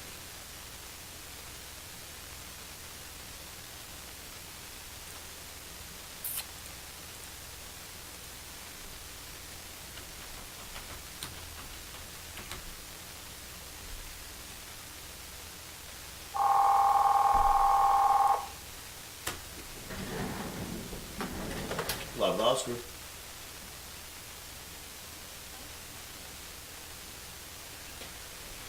Bank of America offering 0% interest rate on your existing credit card to check your... I don't have one, you lying bitch. Let's see.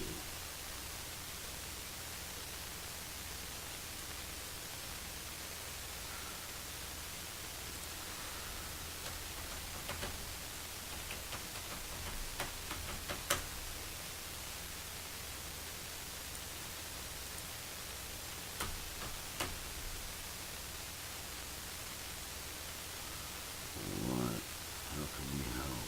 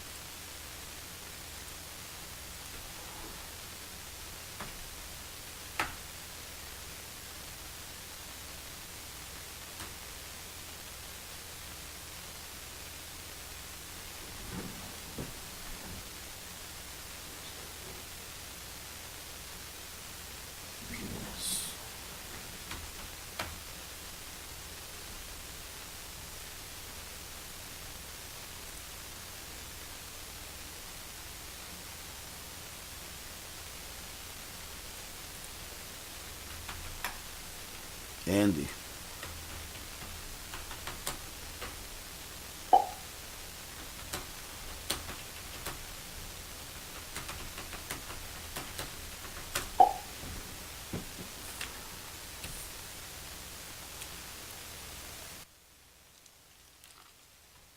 Andy, that's your link to CTS, same software I used to trade, to place my orders.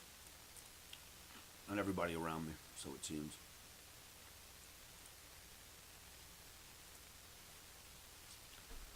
Alright, so this time I'll be right back.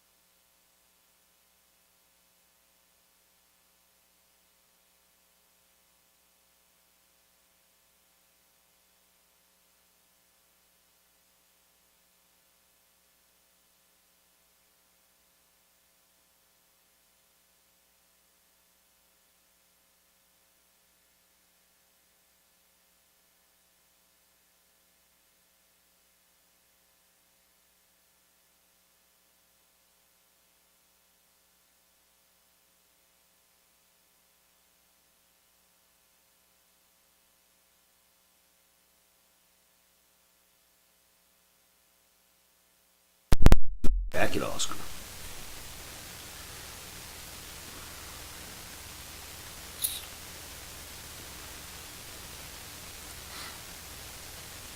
See soybeans get killed on the close.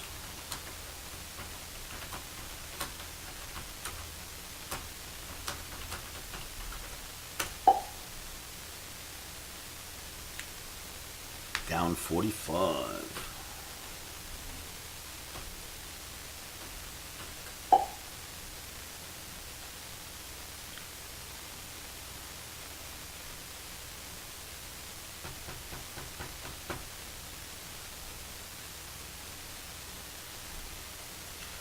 Stocks looking.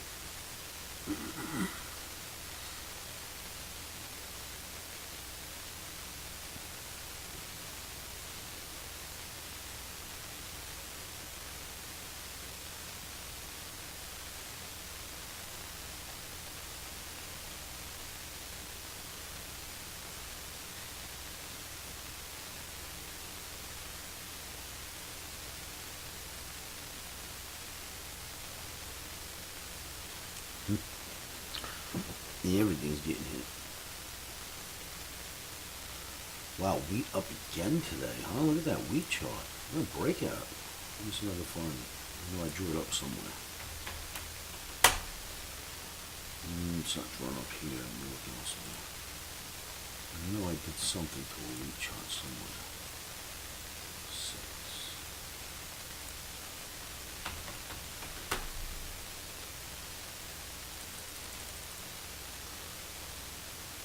Alright, let's just make this chart up right here for everybody.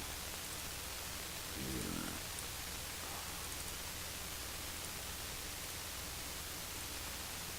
Make it 50.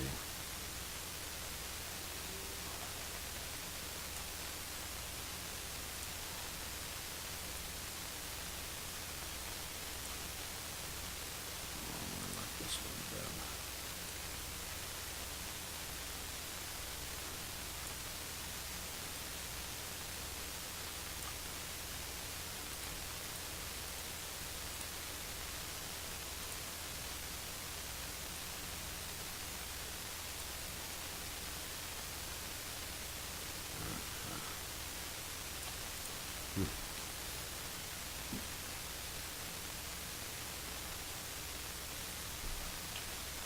Wheat.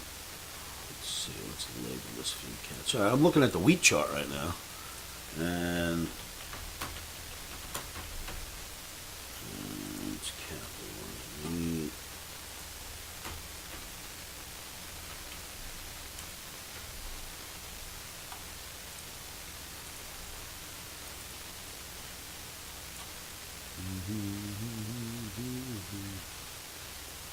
What's that? What's this right here?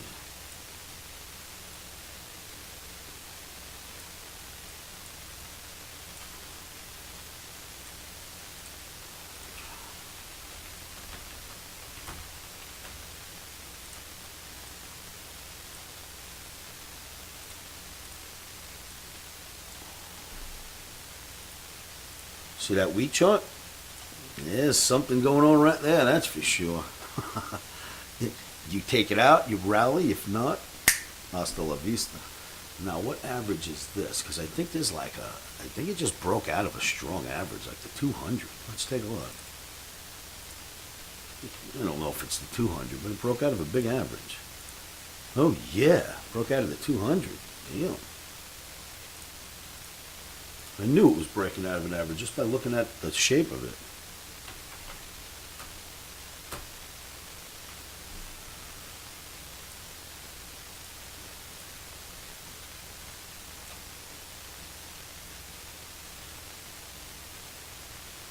Right there. Make the circle a little bigger, encompass everything. Look at that. Nice chart.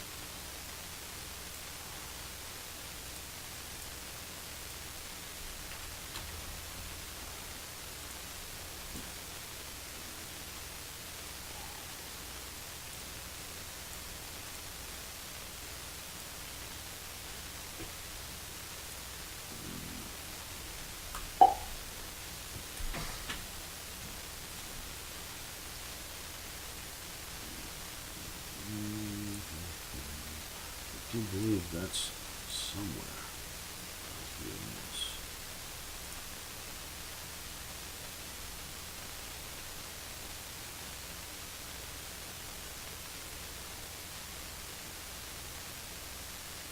Alright, so there's some questions here I see in the chat. What's my thoughts on crude? Lower.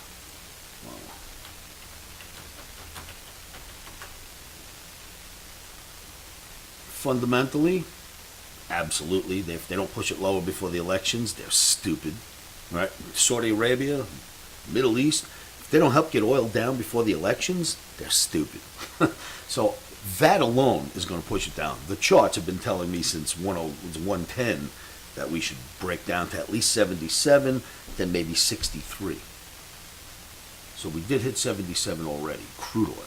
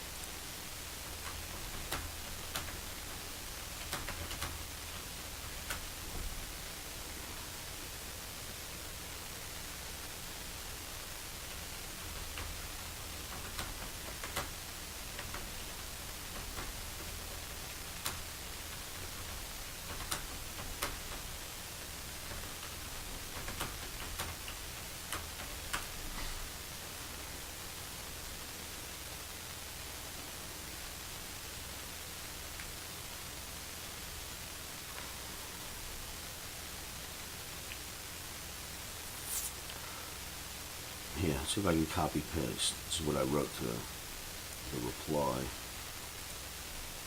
about that question.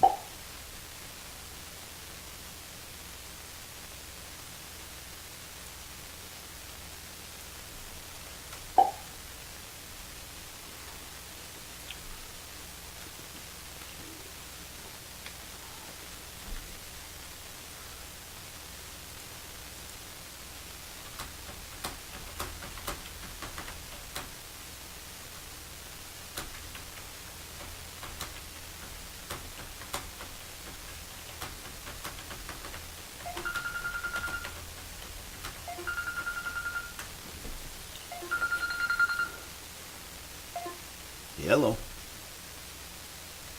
How are you?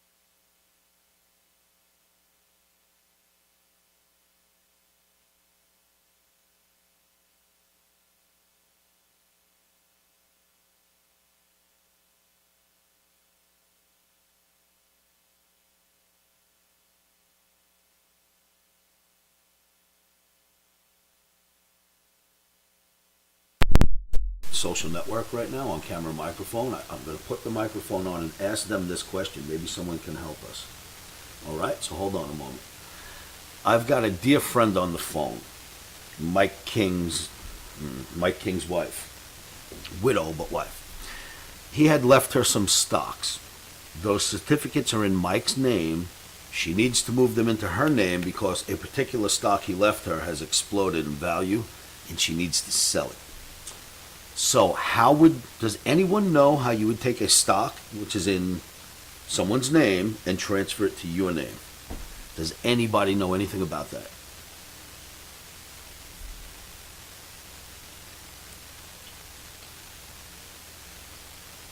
Anybody in here?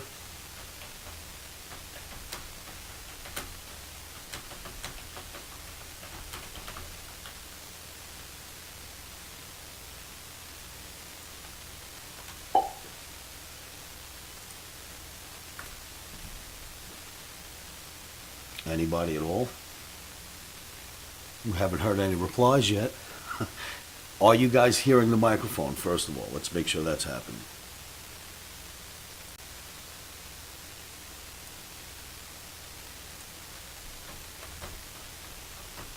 Is mic on? Okay. Yes. However, this is a moment in time. Well, she called probate. Probate asked her to find out how through, however, her own channels.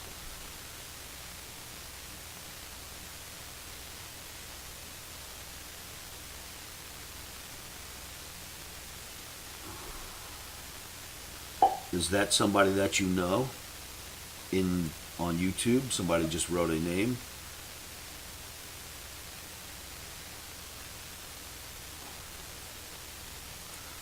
All right. No, don't need suggestions. I appreciate that. I need somebody who actually knows how to do it. All right, so here's what we need to do. All right, let me speak to her. I can do it. I just wanted to know if someone knew how to do it easily.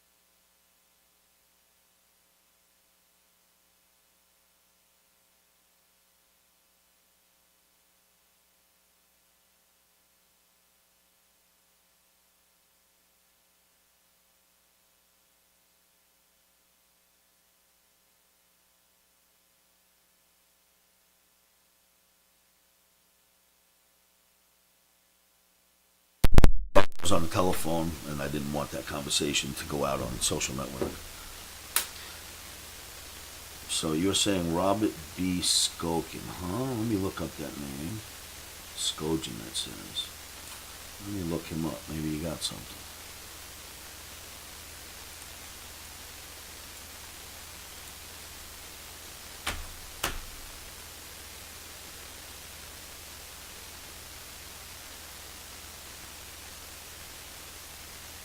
No, guess not.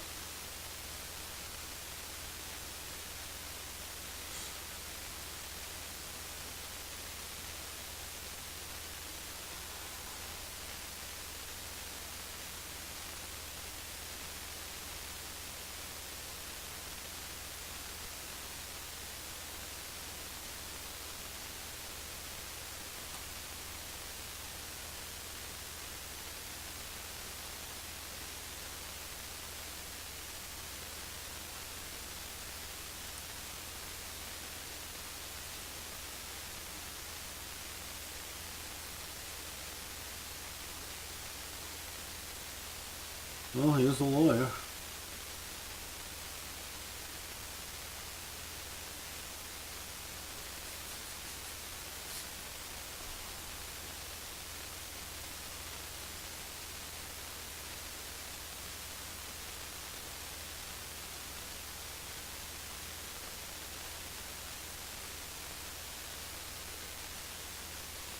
It's a lawsuit against him and his brother. I'm not even going to speak to him. He sued his brother. I wouldn't even call him. He'll sue me.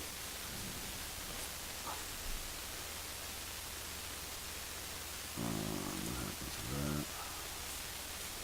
Thank you, thank you. I have setups like this all over this property. This is one of about 7. Time check, 2:35.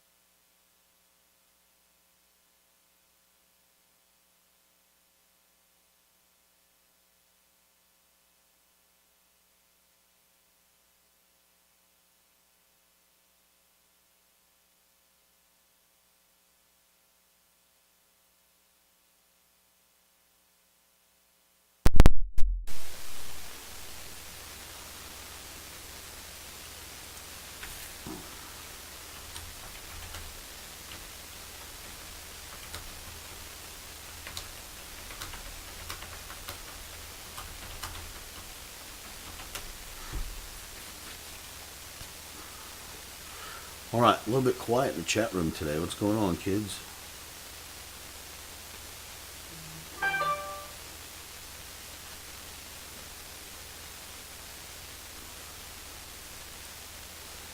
So, we're going to do the crack today.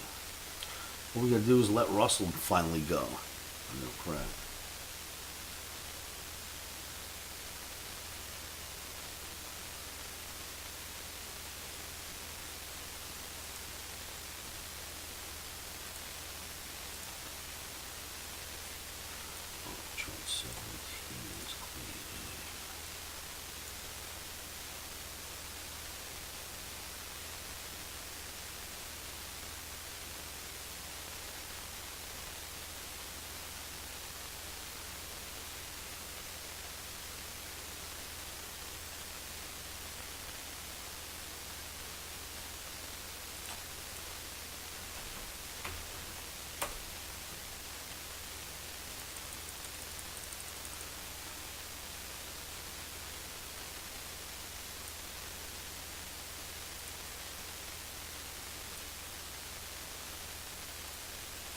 That's not looking good to me.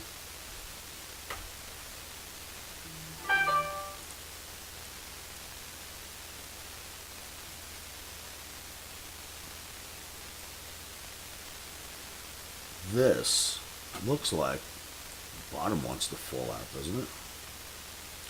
And that look like it just wants to go.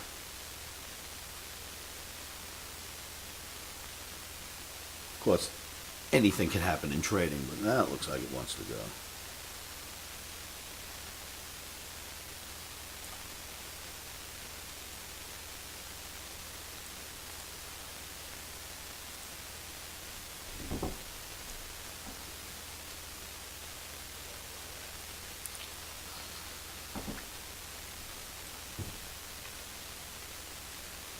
My thoughts on XRP Ripple.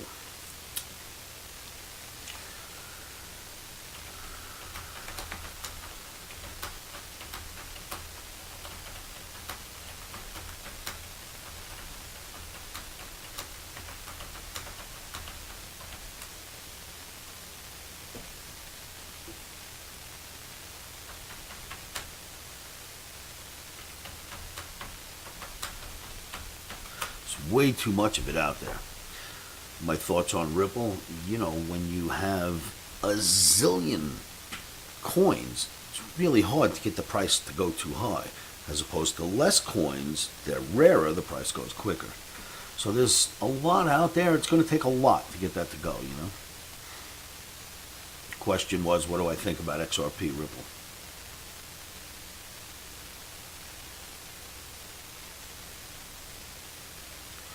So, why do I like Bitcoin over other cryptos? It's a really simple answer. Does anybody know why you should like Bitcoin over any other crypto? It's a simple answer. Everybody should know what it is.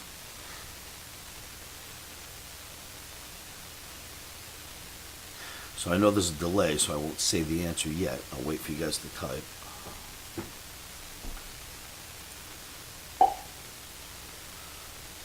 Eyes wide open, paying attention. The word is finite. It is finite. We know for sure. It's never going to be mined past 21 million. That's that. So, you got that right. Now, when a supply is limited, when they're still making them, it doesn't seem rare. Like an artist who's alive and he paints. And let's say every time he does a painting, it goes for $19,000. Right? Boom. Painting, $19,000. Does another painting. Boom. $19,000. What happens the day that painter dies? No more painting.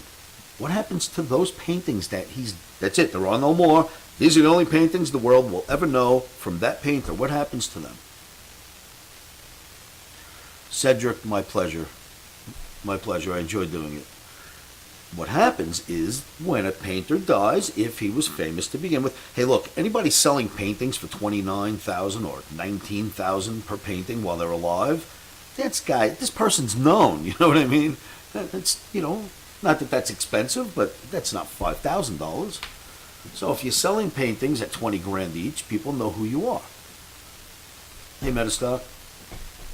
Who from Metastock is speaking, please? Who's typing on YouTube? So, if the limited amount of a painting, if they stop printing, the value starts to go up. And the way I look at Bitcoin is this. In the future, anybody who doesn't have a Bitcoin hanging on their wall, so to speak, missed the whole idea behind this whole crypto thing. It's the grandpa. It's the one that brought us into the future. It showed us what blockchain was. It's one of the only ones that are limited. And if you don't have one hanging on your wall when that painter dies, you weren't paying attention. That's the way I look at it. See what I'm saying, Moose? Moose understands. Moose says, bought a paint for $5K 15 years ago, painter died, it's now worth 20. Well, I promise you that when Bitcoin mining stops, and the program is geared to do just that, the Bitcoin pictures, if you will, the paintings that you should have bought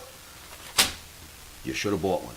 So I think our grandchildren will be the ones to sit back and go, boy, Grandpa Oscar, at my tombstone, of course, that was so smart of you to buy those Bitcoins 100 years ago, whatever the hell the number is, you know what I mean?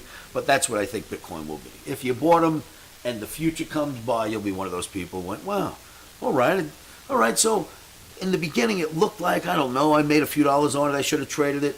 But as years passed, realizing that that is the one that brought us, that is the Star Trek Enterprise, not so bad. You got a little piece of memorabilia from it. It's worth some money.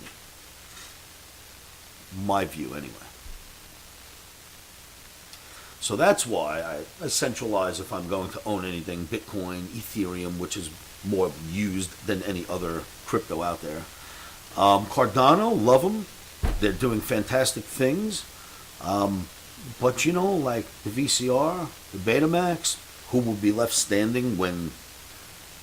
okay, does anybody remember Netscape Navigator? Anybody remember Netscape Navigator? I've been on the internet since they released it in March of '94. All right, it's gone, but that was the king, right? I used to go to seminars to learn how to use Netscape Navigator. I've got a Netscape Navigator book upstairs. It's like one of those Netscape Navigator for Dummies books this fat. That we thought would take over the internet. It's not even existing anymore. AOL, how come America Online didn't become the internet? My point is, we don't know who it's going to be. But you do know the idea behind the VCR stayed around. Bitcoin's the idea behind the VCR. It's going to stay around.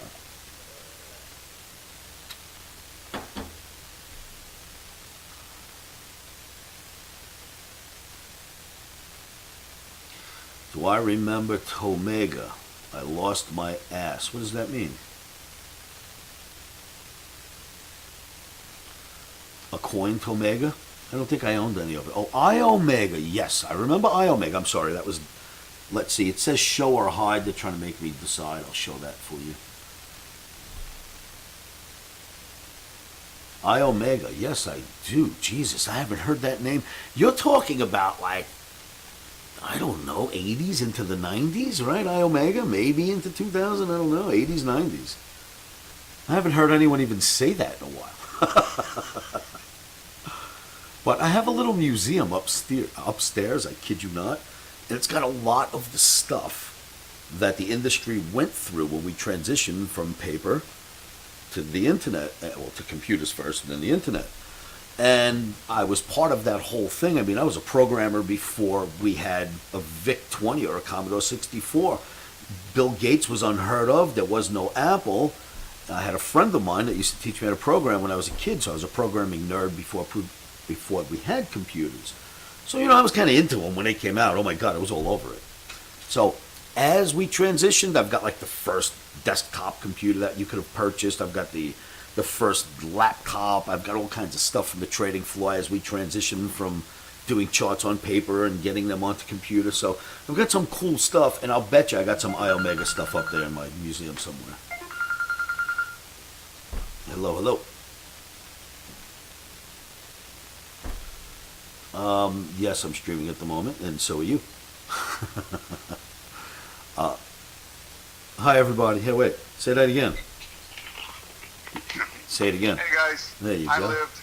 I made it through. He made it through the storm. Dano, he lives right in the eye of the storm in Florida. We're so happy for you, Dano. We were saying prayers for you the other night in our video. I appreciate that. I still don't have any internet at home. So, Ouch. What are you using, just your phone? Yeah, needless to say, we are getting updates of our plan has exceeded our data limit on the moment, as the moment passes. Why don't you call Elon and have him send a satellite over your house? Yeah, there you go. I could use one of those. Get Elon on the phone for me, please. Get Elon. I'll get him on the phone for you. Don't worry about it. You did see where he was talking about the Cybertruck the other day and said that it will be waterproof for short drives across the water. So basically, perfect for Vegas when we overflood on those corners and cars end up getting stuck in there. You drive through with a Tesla truck and push them out. Well, it was funny because he said that apparently there's a river that runs in between like Starbase and where one of the launch pads are, so they've made it to where he could just drive straight through. I've got a slight problem with sitting in an electric vehicle underwater. I don't know if I want to test drive that. I'm not sure if I'm going to be the test drive dummy on that truck. Yeah, it's all totally sealed. Uh-huh. So Until it's not. The by, you saw a Tesla just blow through an intersection that was, 3 feet deep. So, Well, eventually, though, we'll get those. There was a big rock in that intersection, then it smashed into the bottom, and everybody got electrocuted. Eventually, it's going to happen. You know what I mean? yeah, well, the worst thing would be actually that the lithium gets exposed, and then it starts to cool. Then you got a chemical reaction for being electrified. So, All right. Anyhow. Cancel that Elon phone call. No, I'll cancel the Elon call. Just send you a text here shortly, all right? All right. Sounds good, man. Thank you. Bye.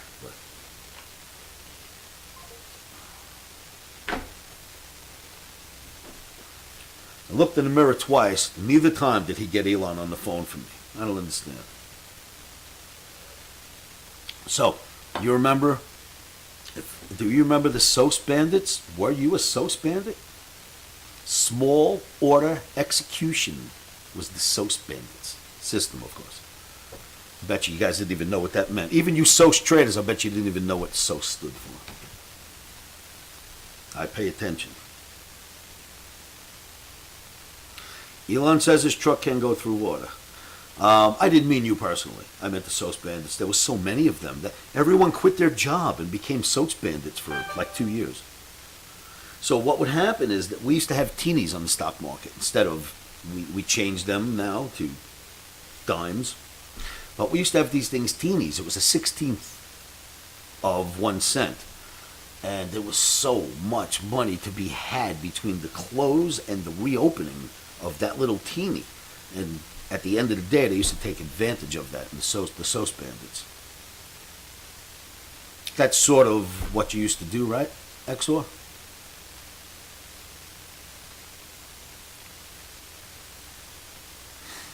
Yeah, I remember that well. I had friends that used to do that. I stood in the pit at that time as a trader in the silver, gold, coffee, sugar, cocoa. I was in the dollar, the knife, where the Russell was. I would bop around from pit to pit, so I kind of had no need to become a SOS bandit, sit at a desk and hit buttons. But yeah, I remember when they went crazy.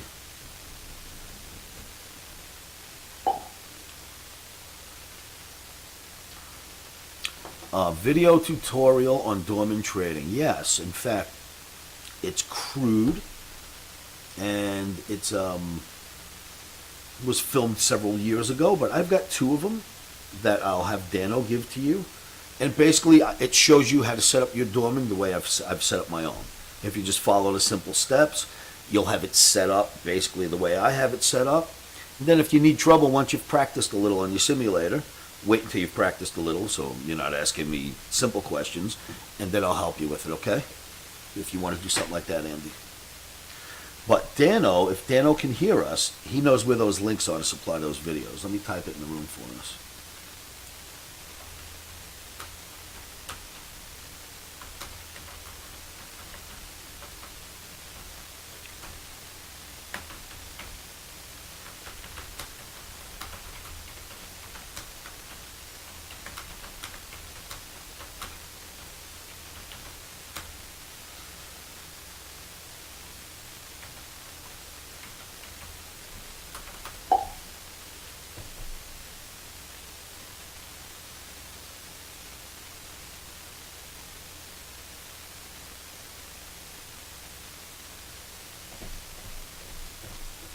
T4.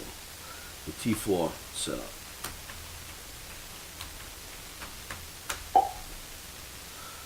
I could probably send that to him in a private message, even though it's not private, because everyone on social network can see it, but we'll call it a private message.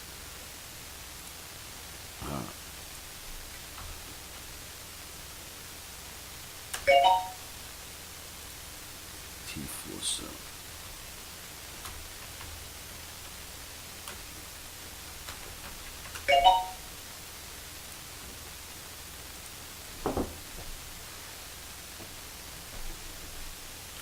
So we put a new low in the S&P at 36.16. And it's time for more new lows. Let's see, what was OMNI? What was OMNI expecting by the end of today?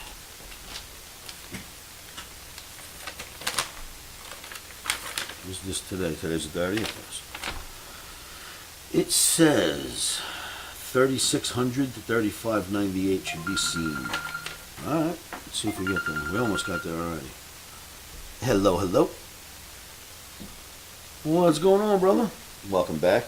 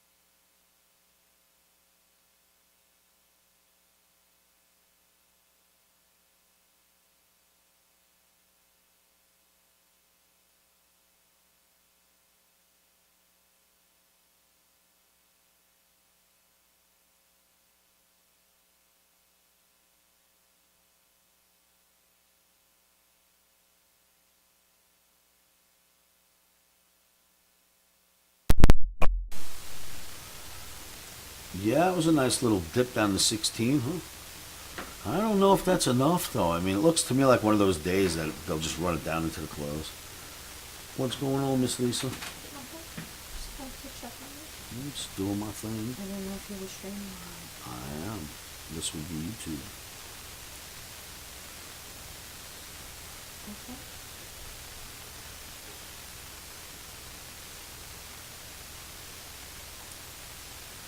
This is the screen that they're seeing.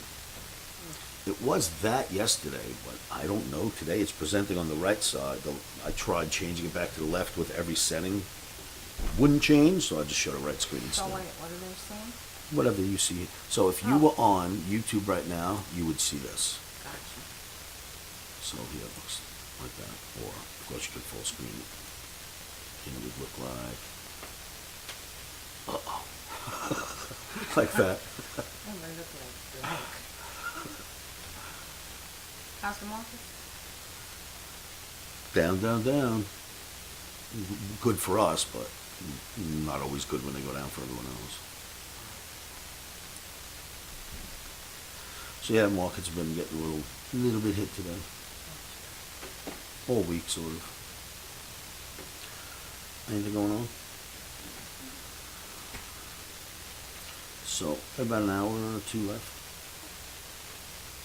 And then it's finally Friday. Corporate. Hugo is going to come to the game with us on Sunday and then come here and help me with my sound. Raiders. I don't even know any of this. Well, you don't go to the games anyway. How would you? We have a Raiders game Sunday. I also need to get my sound redone. So, Hugo, who's great at sound, is going to come to the game and then we'll come back here. Or come here first, go to the game, come What back, time? whatever it takes. 1:25, Oh, Vegas so they're time all- kickoff. Yeah. Okay.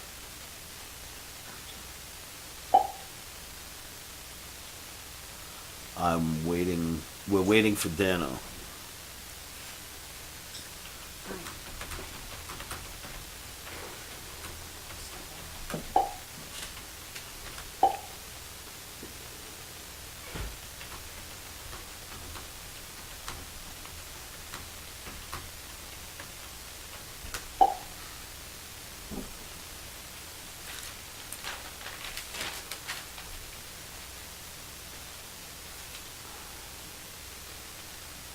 I'll send him a text though to post that for me.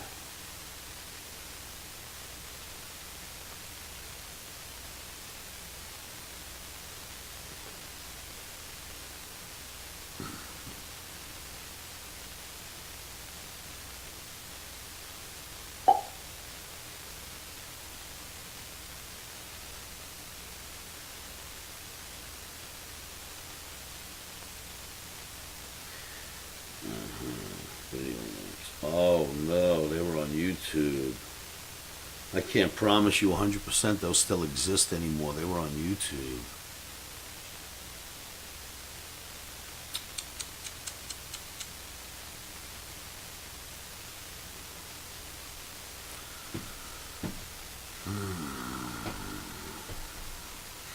They might not exist anymore, kid. I'm not going to look myself. I don't want to know. I'll let Dano look. Don't want to know. I gotta mix somebody.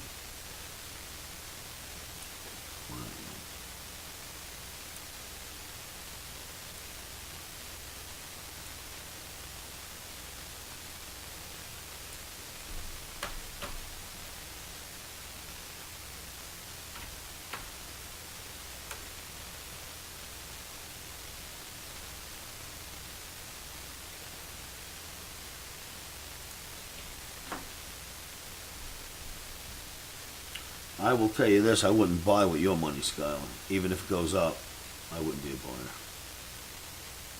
I wouldn't buy with my mother-in-law's money, but I loved her, so that doesn't make sense. Let's see.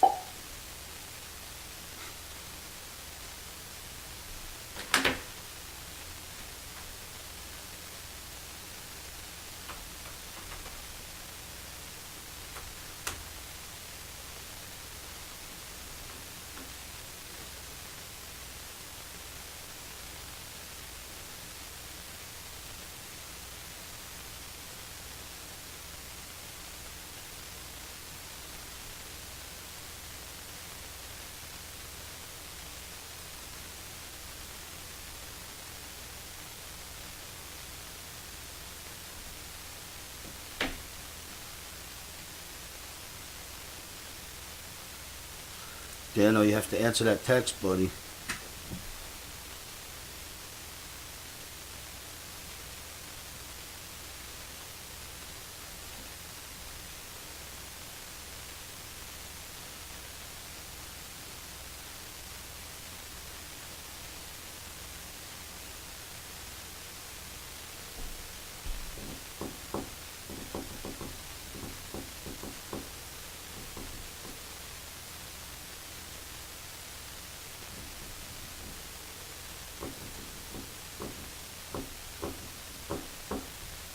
Alright, Dano can't, obviously he can't call us right now.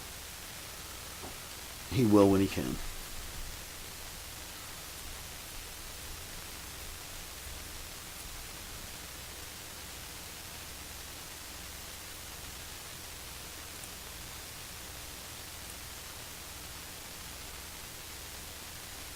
Alright, so here was a chat at some point. That's why. Whatever happened to that?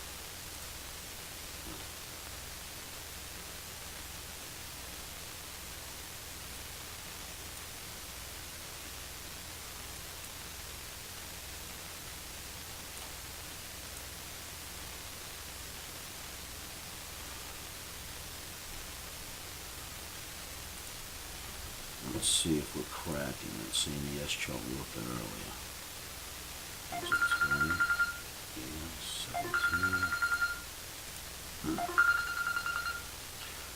17. Mr. Tipton.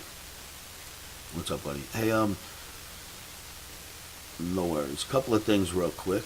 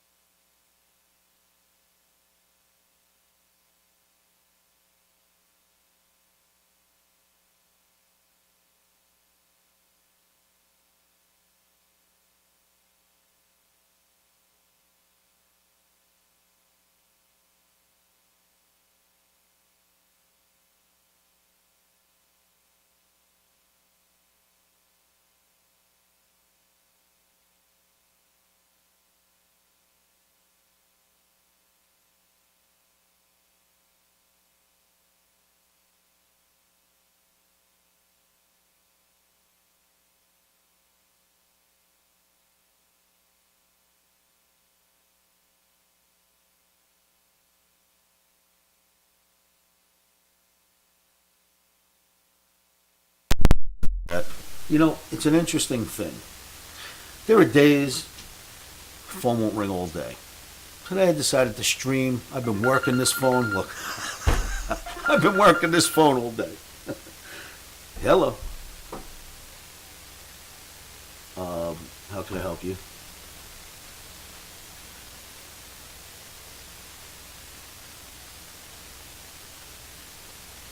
Okay.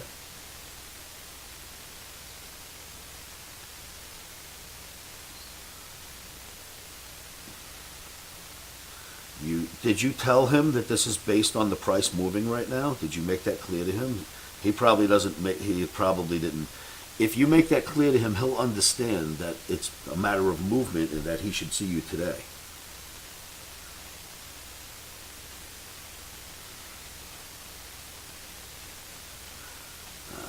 You should force him to see you today, sweetie. This way by Monday we could have it done.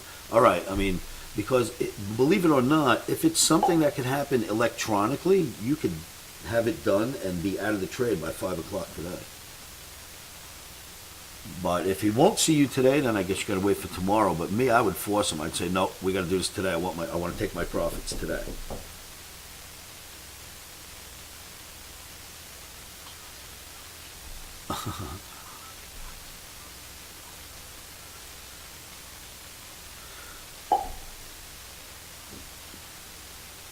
Who is it? Oh, I do, huh? I don't know if I know him, but I probably met him at Mike's. Why don't you give me his number? I'll see if I can make him want to meet you today. Okay? Thank you. Yeah, text me his number and I'll give him a call as soon as I can. Thank you. All right. Man, this poor girl, her stock has gone up so much today. She should be out of this trade. So this is the link, Dano. I've got a girl, so Mike King's widow. He left her some stock, and out of nowhere in the last 4 days, the stock's up to $4.90. She's got over 100,000 shares. The kid needs money.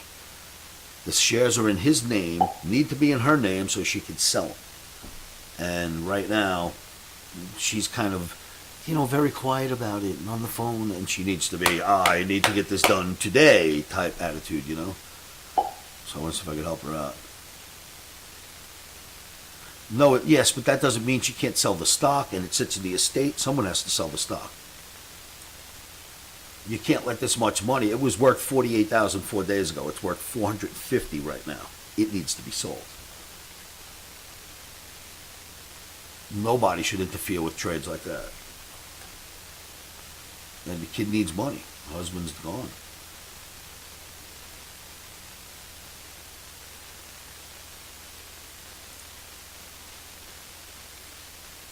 This is one of those simulator. I don't know if it's the best one, but this is one of them.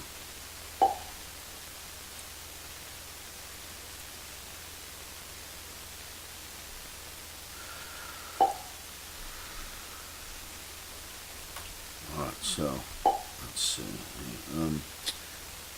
This link.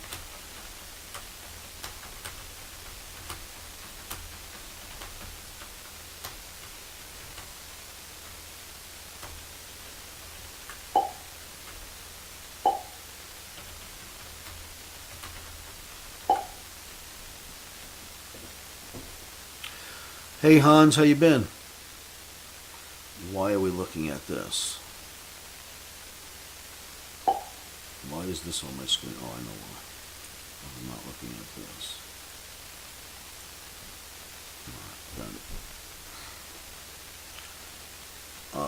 Yeah, so after they hacked my YouTube, I said, oh yeah, I'll just come back as streaming live, Oscar. Kiss my ass. So here we are.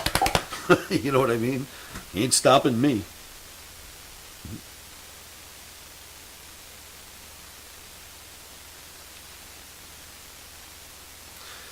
Hans, it's been a while. Kid's growing up, so's the pup, you say, huh? That's cool. Nice to see. Happy and healthy? Oh, we have a picture. Let's see. Oh, cute shepherd. Love shepherds. Nice coloring.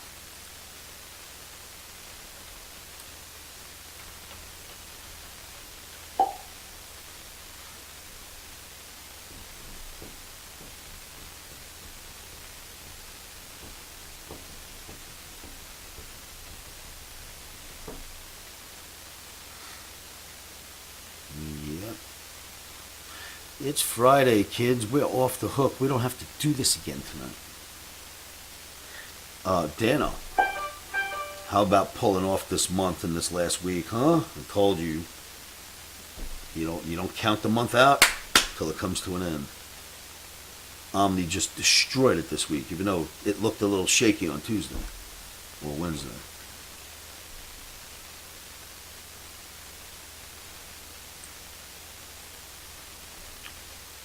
Oh, I gotta remember to call this game.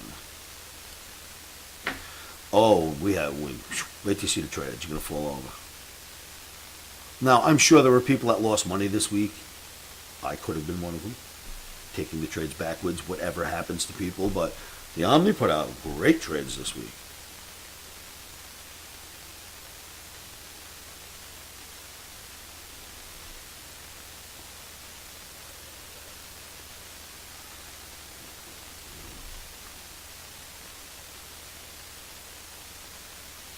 So, interesting, anyone that's ever been involved in this business as long as I have, when I started in the business, we used to do trade, we'd write programs or come up with systems. In those systems, tell me if this doesn't ring a bell, 3-to-1 risk-reward ratio. Does anybody remember that? 3-to-1. Sorry. 3-to-1. Okay, that's what it was for always, right? And if you wrote a program and you weren't writing 3-to-1 where you would only risk 1 to make 3, if you're looking for 30 points, you risk 10. You know how that works, right? So I used to say, all right, that's not so bad. And that's how programs were, and that's how the market used to be, because daily bars were this big. And a big daily bar was rare, and you got a bigger one, but, movement was smaller. Today, in the same environment, we've morphed into an environment where it's the opposite. I mean, it is almost 3-to-1 the other way. You've got to risk like 90 points hoping to make 30. It's just the way the market's gotten. There's nothing I can do to stop that. Nothing you can do to stop it. Well, not trade is about all you can do. You can't say, I'm using a small stop. I don't care what the market does, because the market's always right. And the volatility today tells you that your stop is probably 3 times bigger than the profit you hope to make each day. What you need to do is just be accurate about the way you get in and get out, and less stops get hit and more profits get made. Which, thank the Lord for the Omni, that's what it seems to do for us. So it doesn't win every day, but its wins are big, Wins aren't little. But when it loses, you got to risk 3 times as much to make 1, so a loss is a loss. It hurts. Now, I don't have any ratios. I don't use ratios. There's no such thing as 3-to-1. That was an example. Whatever the market calls for is my stop. Some days it's this big, some days it's this big, some days it's this big. Every day the Omni has a different stop. Using ratios is putting yourself in it's telling the market that the market's not allowed, because you know better. You know better. The market is not allowed to go past your ratio. I mean, don't even go there. I guarantee you the market will not listen to you. It won't listen to me. It won't listen to any of us.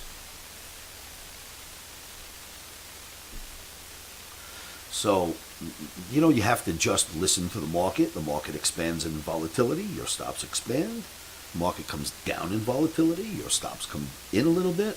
But you cannot be one of those people who go, I'm trading based on my wallet because that's me. You might as well write a check to a children's charity and at least do something with the money. Because these markets, even if you know what you're doing, are brutal. There's times Omni puts out a great trade.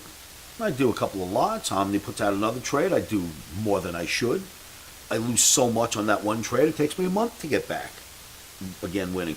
So that's one example of how you can take winning trades and blow them up. You got to be really disciplined with this Omni or any trading system to get it right.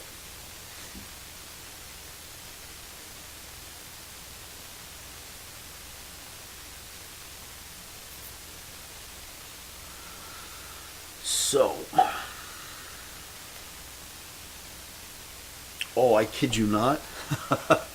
The micro is a place to get your mojo for sure. Now, the good thing about the large contracts is you don't have to trade 5 and 10 anymore. You don't have to shoot 20s. You don't have to do that. If you do 2, 3 lots in the large contracts today, it's easily like what 20 lots used to be back in the day, not too long ago, before 2008. day with today's volatility, any two-lot trade, Nasdaq, Russell, OMNI, S&P on any given day should net you somewhere between 25 and 3,500 bucks. Win or lose, you should swing that much on a two-lot position every day when you trade them. That's how big it's gotten. That used to be a 10-lot position to have that kind of win-loss. So, if you're a 10-lot trader, you're looking at $20,000, $30,000 swings on every trade. You have no choice. You just have to absorb the volatility. If you're a two-lot trader, you're looking at $2,000 to $3,000 swings on every trade. You have no choice. You just got to absorb it. I'm assuming that even though I had a bumpy road for some of this month, and when my YouTube got hacked, I took 5 days off, so we didn't do any trading. And I think even with some bumpiness and me taking 6, 7 days off actually total, I think we still killed it this month with the Omni. I'll wait for my calculations, because what I do with the Omni trades is I have 2 different entities. Calculate at the end of each month the Omni trades, what every flash update went out all over the world, what price it went out at, where the market was, boom, boom, boom, and they calculate the win-loss. And I tell them to pad the losses with an extra 10 points. More than that in Nasdaq, we pad the losses. So I tell them, when you're going to take a loss, include at least 10, 15 points to that loss for slippage. On wins, we just take the win. We don't add anything cool to the win. So we actually abuse the losses. We take bigger losses just to keep the record straight. And the wins are the straight wins only. And I'll bet you Omni killed it this month. So when the 2 entities come out and tell me that they agree, then I'll tell you guys what the number is. I do it every month.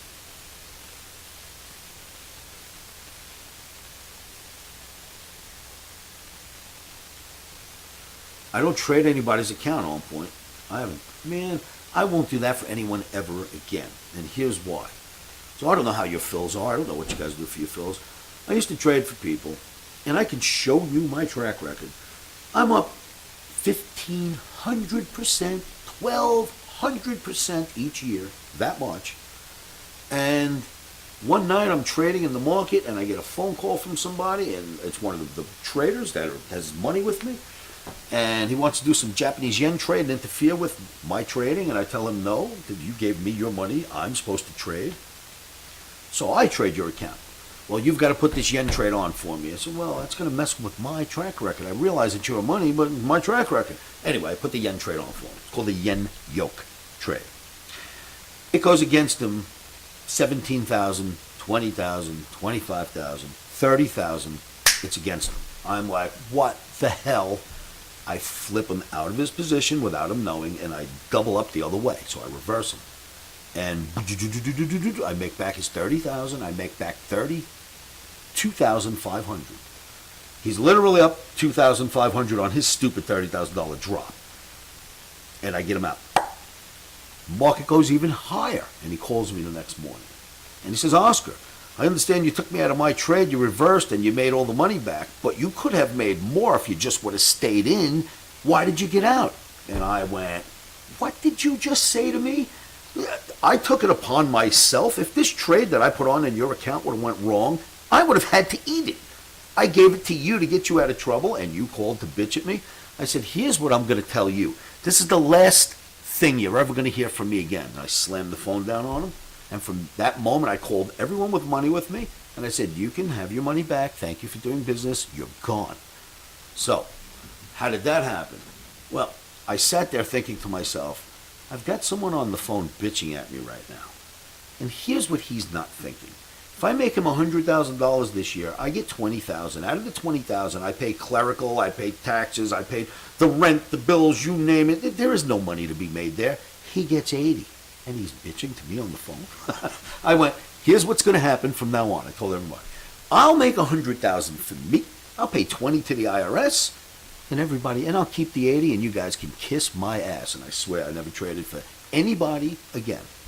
Because why would I? I mean, why bother trading for you? For what, a percentage? And then the possibility you might sue me if I lose, or you might call me up and bitch at me if I didn't make enough for you?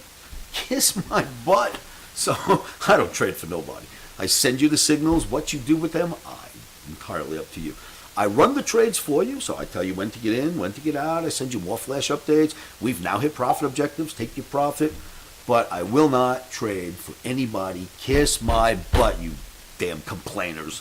Ah! Complaining to me for being up so much money. I'm still mad from that day. It was the 90s. It was probably like 2000. I'm still mad from that day, I promise you. How dare you. Anyway, some people just don't get it. So that is the truth. Now, if you're trading a huge fund, someone says, Oscar, I got a $50 million fund. Will you trade that? Yes, because then I don't just get 20,000. I get 20,000 times every 100,000. That I don't mind. You know what I'm saying? Well, for a $500,000 fund or a $10 million fund, who needs that? Yes, I see. That's all right. I don't think I can silence them or delete them. I don't know what I can do with them. Let me see.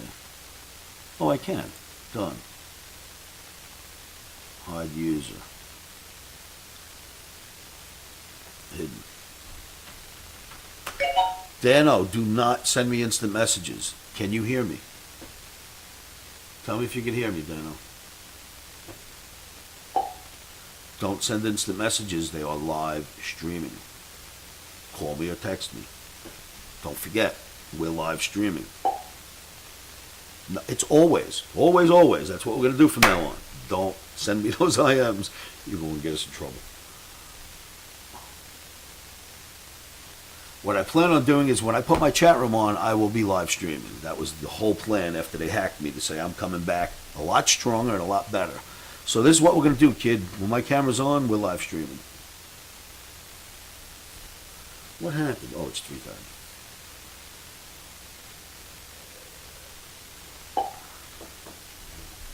No, you can send the normal instant message. Just watch what you type. Nothing personal, nothing about customers, you know what I'm saying? Anything we do will be seen.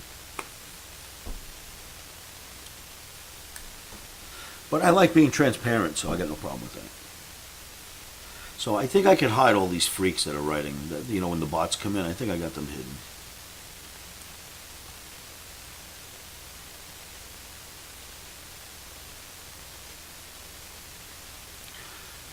I don't think anyone else provides a chat room, right? There's no Twitter chat, I don't think, and there's no LinkedIn chat, and I don't think there's a stock Twitch chat. So only YouTube has another chat where they can come in, and I'll just have to delete them when the crazies come in, Dano.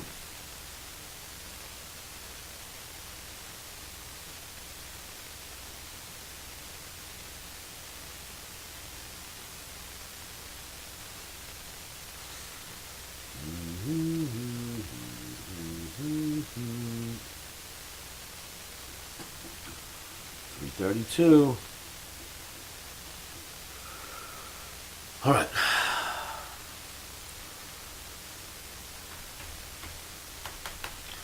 Need something to drink, and we'll finish the day.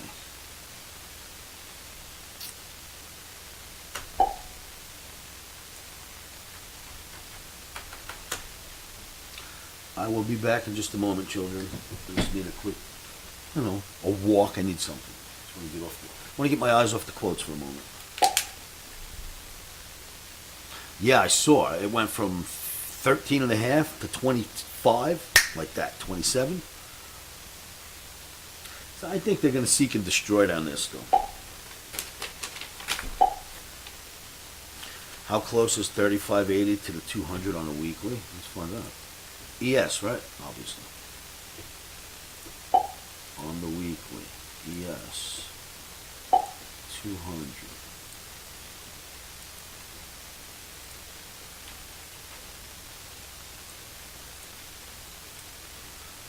It's right here. It's a little scary, huh?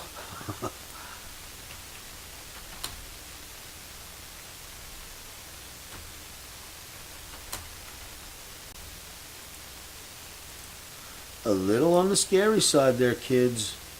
Last time we broke it was COVID. Remember that? As the COVID crack. This is more orderly, scarier, because this is slowly working its way down, right? It's slowly working its way down, meaning it might want to work its way down a lot lower, where this was back up. So this one's a little more scary. Were you able to see that, Cora?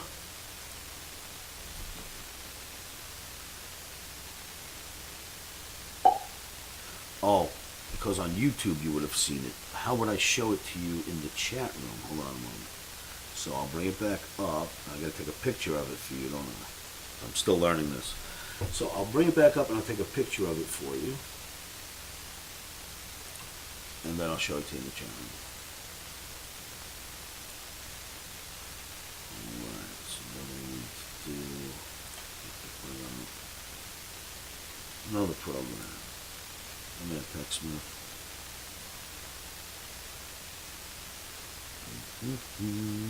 Where'd you go? Text me. There it is. Capture, please.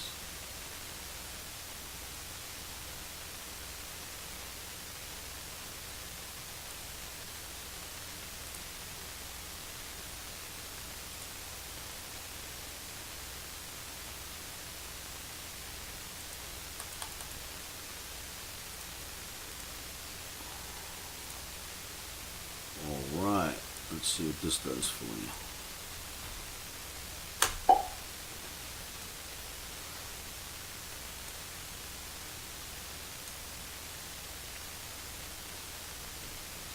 Yep, you should be able to see it now.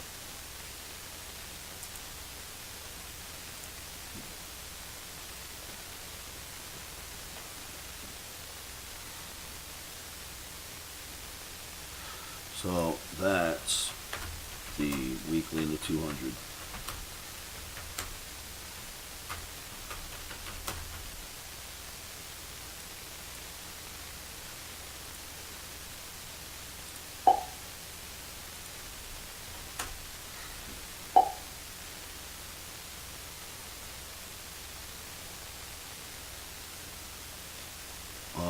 What's my take on the BOE QE?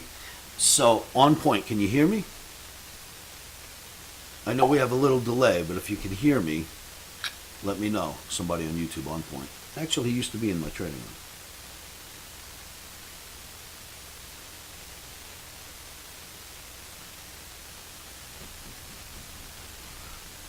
All right, so my take on QE, the Bank of England, BOE doing QE, his question is, Oscar, what's your take on the BOV doing QE? So the Bank of England with quantitative easing. So it's the same thing as what we did, but we called it something different. So our Fed did everything they could to raise rates, and then our government decided, let's just pour $2 trillion out into the economy, which is QE, right? Just a different name. They called it whatever they wanted to. COVID relief, whatever the hell they wanted to call it. Afterwards, it was after COVID, right? New president came in and decided, let's just funnel trillions of dollars out there. What's the difference between that and QE? Nothing. So we did the same thing. They called it QE officially. Our government decided to just mask it as something different. Now, I don't think the Fed would have dreamed of having us spend that $2 trillion. But the government wanted to put it out there, now the Fed's got to mop it up somehow. Because the Fed raising rates was to stop craziness like inflation running up, the market's getting out of control. So as you throw trillions or more dollars into the economy, it heats up that same situation the Fed's trying to control. Same thing as QE at the same time as lowering and raising rates. You know what I mean? You're going to raise rates and do QE at the same time. It's wrong.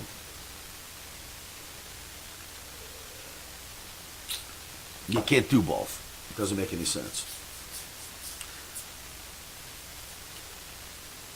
It just creates more inflation, basically.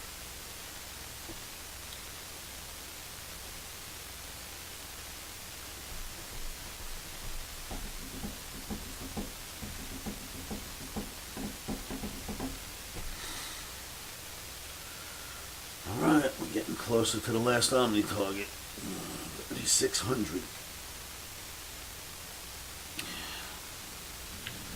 In fact, I think this is enough. I don't care if we get to 3600. This is plenty. Unlike the other averages.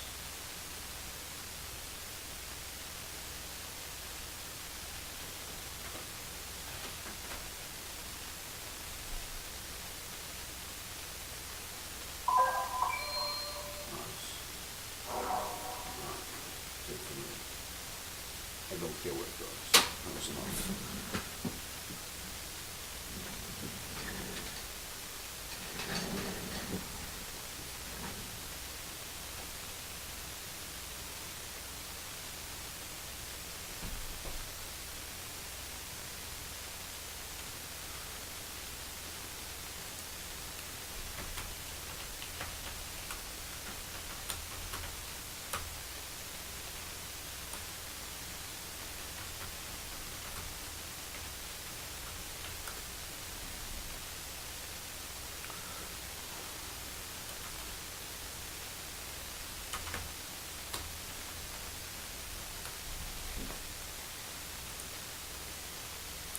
Alright, so 3:39, stock market closes in 21 minutes.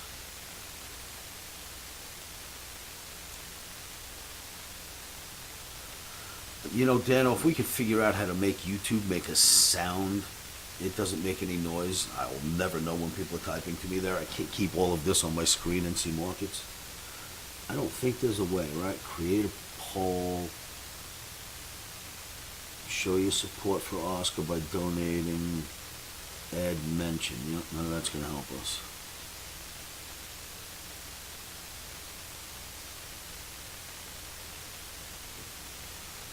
Any other manage moderators, participants, pop out, toggle timestamps, and send feedback. No, there's no way to do it.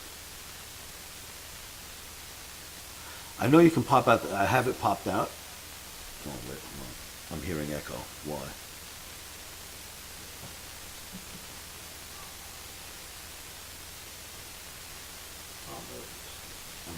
More than one machine on the camera.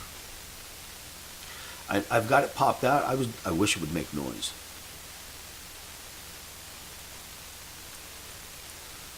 So let's see if I think it is popped out now, if I remember right. Live chat. Yeah, it's popped out already. And then I could always bring it over here, you know what I mean? And this way I could show the questions on YouTube. Back to YouTube. Now, how would you make that bigger? Hold on a moment. Let's see if I can mess with it. Control spin. Oh, I can't make that any larger. Cannot control the fonts on this. Oh, crappy chat. No, we can't control the font on that, so you guys can't see what the questions are. But at least I can. But then every time I go to type, this is going to go behind. Watch. Goodbye. It's going to happen every time. So that's not going to work.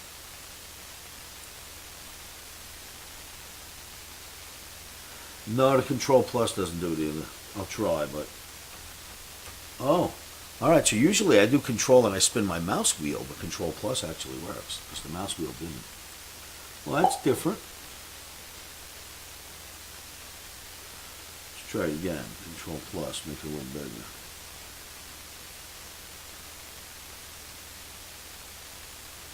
Alright, so now, where's the rest of the chat room? There it is. Wonder if that can be seen. We'll find out in a moment. Yeah, I guess you could see that. Cool. So then we can go like this and make this smaller. Put this back where it was. A little more real estate.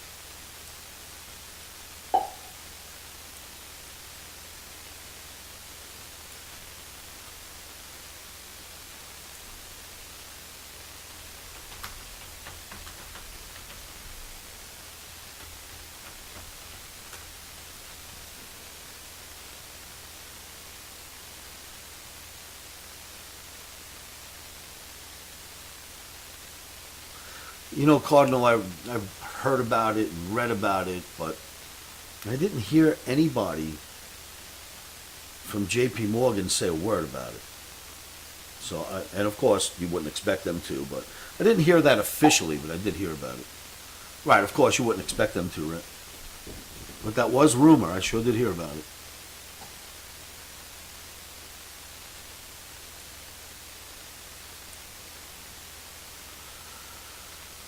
Oh yeah, where's the Dow?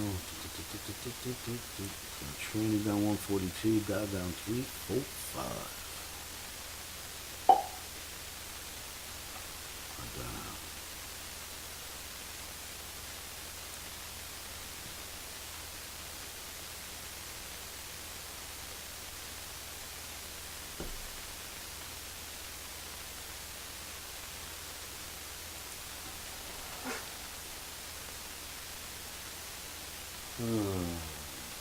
Winding down finally.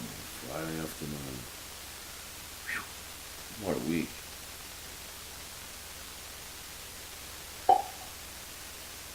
Yeah.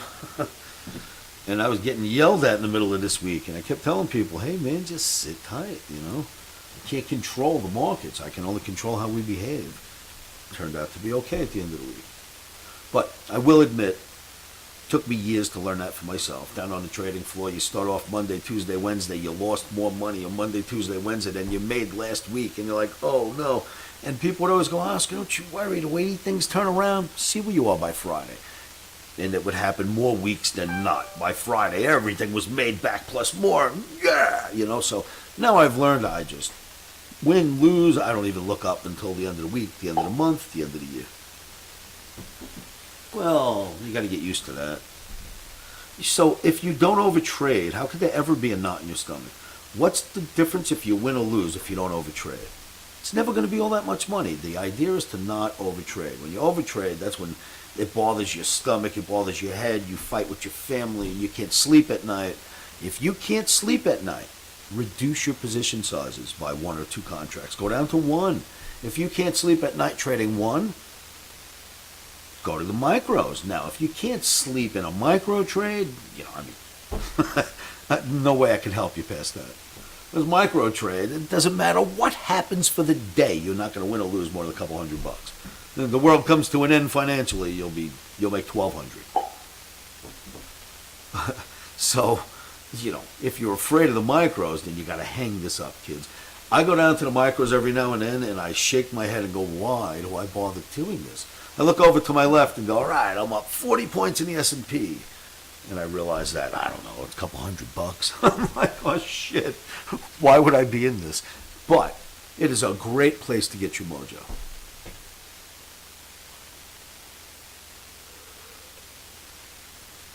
But I'll go there every now and then. If I'm having a rough time trading, I'll go, all right. Now that you're breaking rules, you're doing stupid stuff, you go down to the micros, get your mojo back, and go back up to the big ones. That's okay. That's what they're for. There's nothing wrong with doing that. Every now and then I fall off the wagon. Micros help me get back on the wagon. It's easy to be disciplined in the micros. It's almost like a simulator. There's really not a lot of money moving, you know.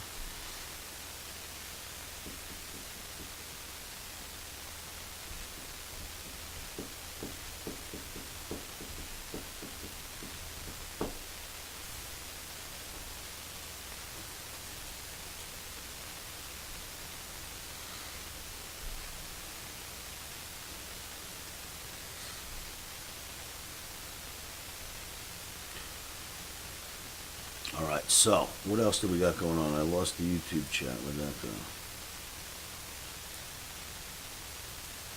What? Now, does the YouTube chat still work? I popped it out, but I haven't seen anyone typing it since I popped it out. I wonder if it's still working.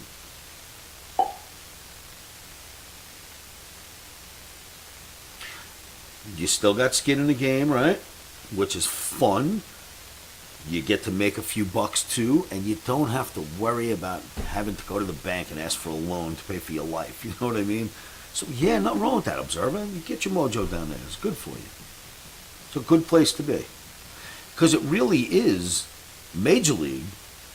It's not like you're playing with minor league players. They're major league players in there. Just they give you minor league prices. Okay, it's working fine. Thank you.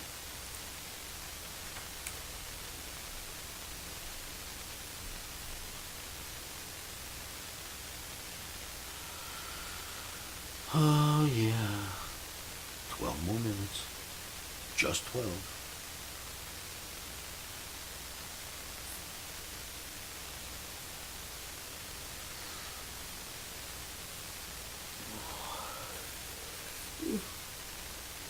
So where is the Omni for today? That's not it. That's not it. Here's Omni.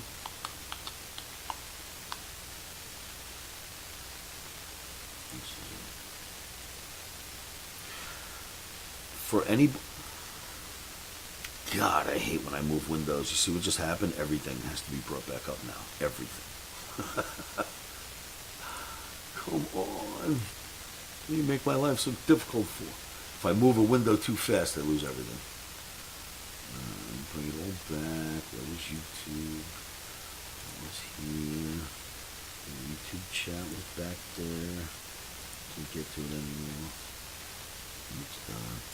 YouTube chat is Gandhi.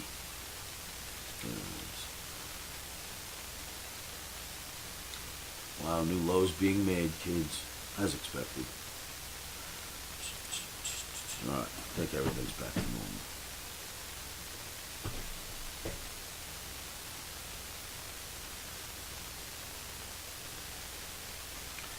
So what happens if I move this? Does it move?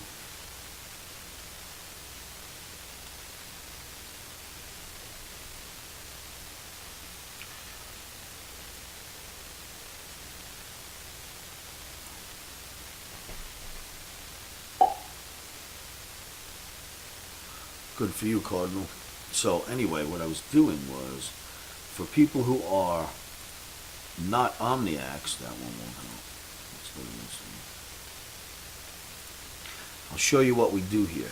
Win or lose, today happens to be a winning day, but win or lose, I post these every day, and the results.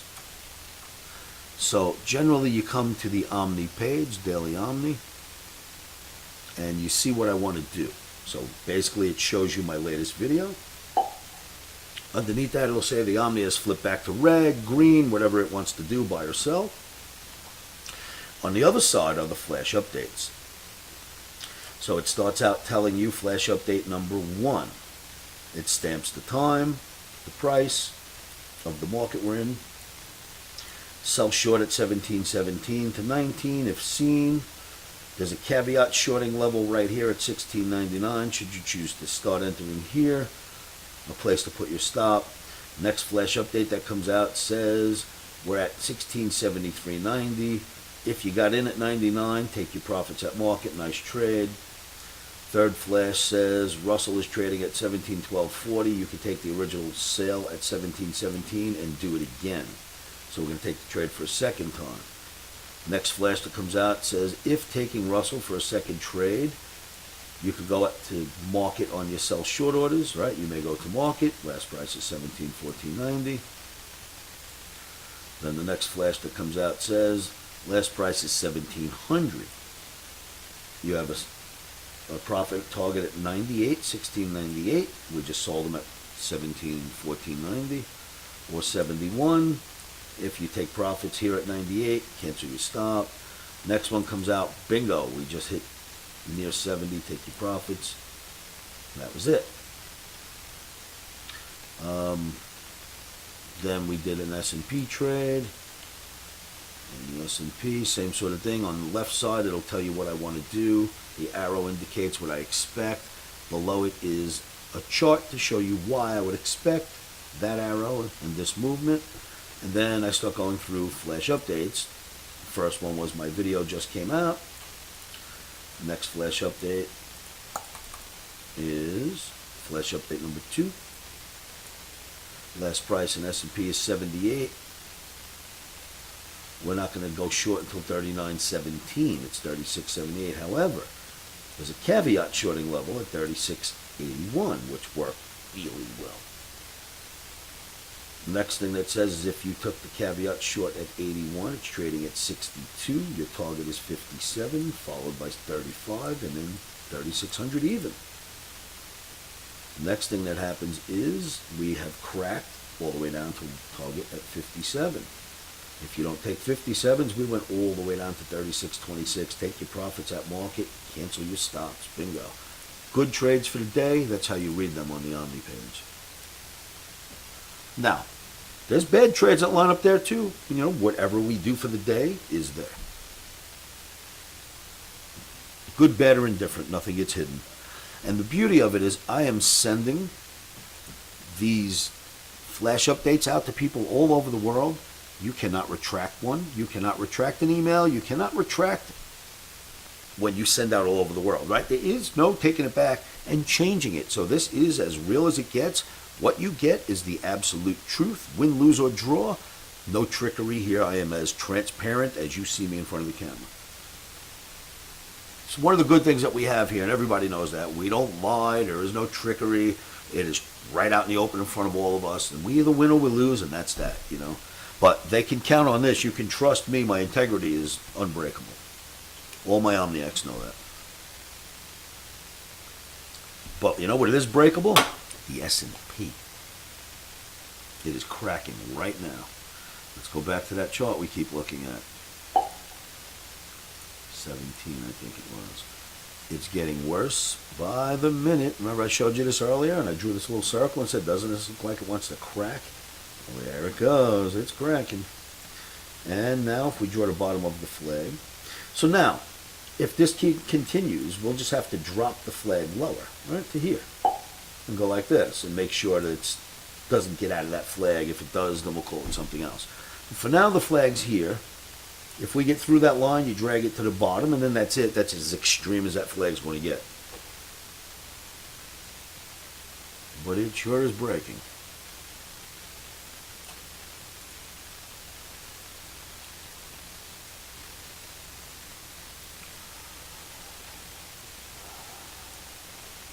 $3,600. Well, that's the last Omni target, baby. That's it for the day. Look. My final Omni target for the day. 3,600 to 3,598. Profit objective number 4. After that, we run out of paper, so there's no more profit objectives. And that's it. We just hit it. It's 3601 right now on the screen.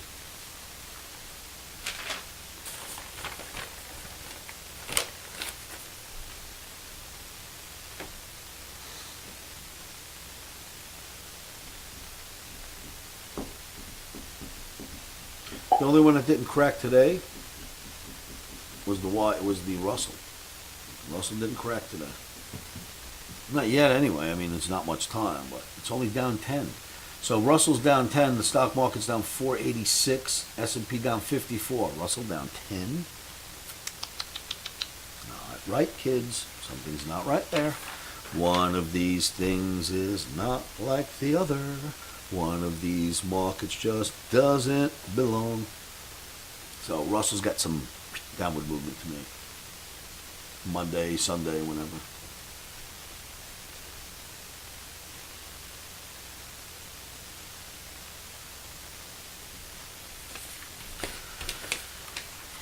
Yeah. Well, I got so much extracurricular activity going on. My God. Got a concert to plan for my daughter. She's doing a 4-song set. Got to make sure that the lighting is right and the engineers are right, and my daughter gets presented like a superstar should be.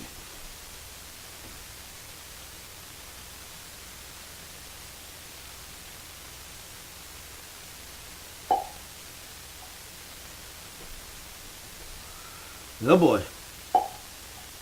No, it's not news. It's Friday. I don't think there's any news. This was kind of writing on the wall. Well, I do have another trade, don't I? Didn't I have 2 trades still? Let's see what the low and the other trade was going to be. We also had Russell, right? And it said Russell, profit objective number 1. Check this out. Profit objective number 1 in Russell, 1669. What's the low? 1669.70. Tell me Omni doesn't rock. Yeah, I know. Hello, Rocktober. Shh, don't say anything, Brock. Rocktober's always rocky. So, the Russell says this, and I promise you it's going to be right. Look at this little note I penned last night. Very soon, Russell will see 1619 to 1617.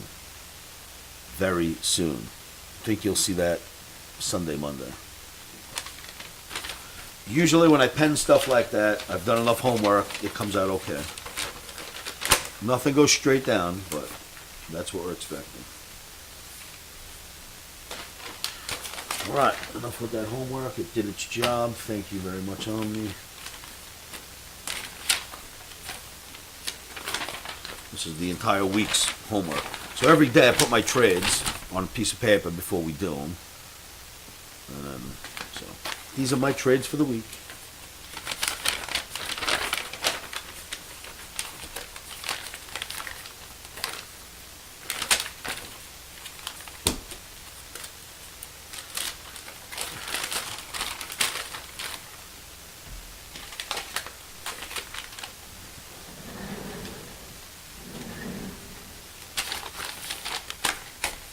Down she goes. Wow. 35.95. Russell just cracked 1667.60. Yeah, I guess we couldn't be expecting a good close here, right? You couldn't have been expecting that. Markets are closed. All right. So, we've got two choices of what we want to do on Monday. I'll show them to you.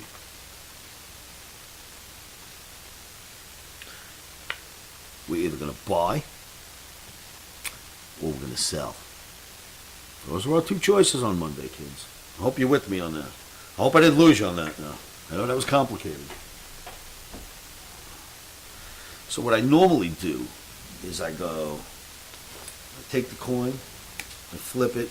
That's how we do the Omni. I pretend that I have a chart system, but it's really my buy, sell, flip coin. You know what I'm saying? That's how we do the Omni here. But it's a secret between us. Don't let anybody know. I wouldn't want this going out to social networking or anything, but that's how I get the Omni. It's our secret. And then, of course, every now and then when I get confused, I break out my little trader friend. And if I can't figure out the Omni, what's that again? Oh, you want to sell soybeans? Gotcha. What price? And we do it like that too sometimes. So thank him. That's the other half of the Omni. Look, he went mining. He's carrying some minerals.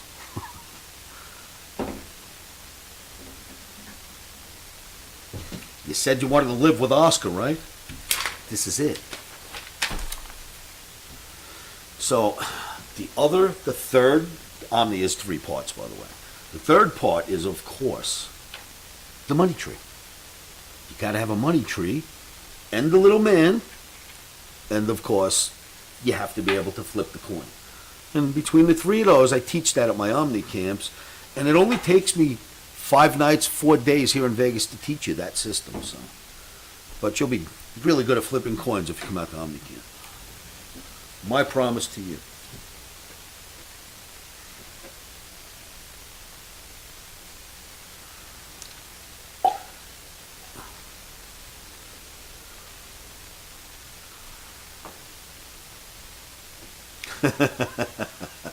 Hey man, whatever works.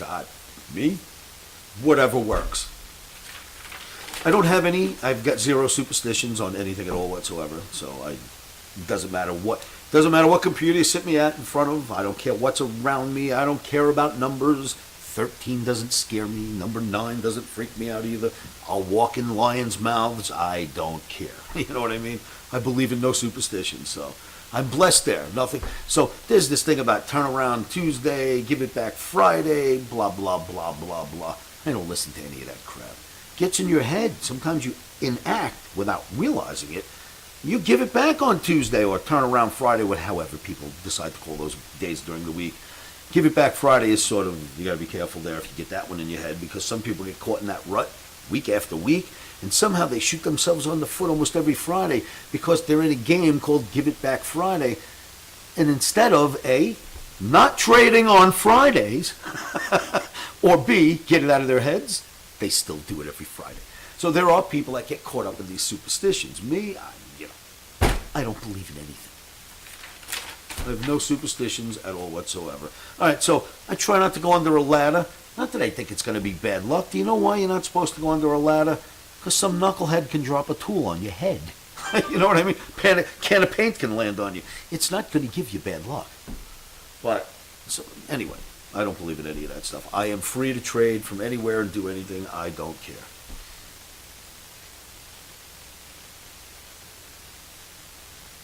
So that's the bad luck under a ladder. You do realize that, right? It's not going to give you bad luck to walk under a ladder. But if there's someone working on it and they drop a tool, well, there's your bad luck.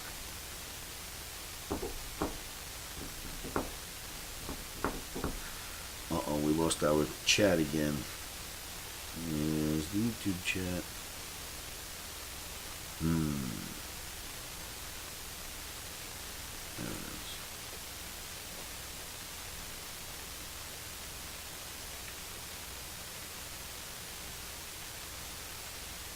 So Vin, you say you're able to simulate calls based on in the SPY and the QQQ based on my futures? Well, you should be able to.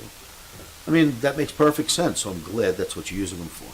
Because if let's say we set up a trade to go in the S&P at X level, you go in the SPY. When we hit that level in the S&P, it's the same thing. You don't need to know the SPY level. You just need to know the S&P level. You just trade it in whatever market you want. So very good. I like that.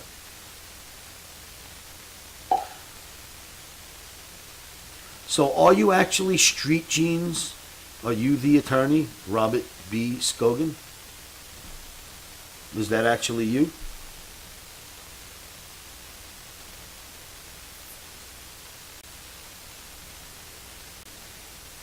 So now, interesting. See what you're saying, Cardinal? Now, when I tell you that this always comes out in the charts first, you remember what we looked at earlier today? Look. You better believe there's something going on with wheat. Look. There is something going on with wheat.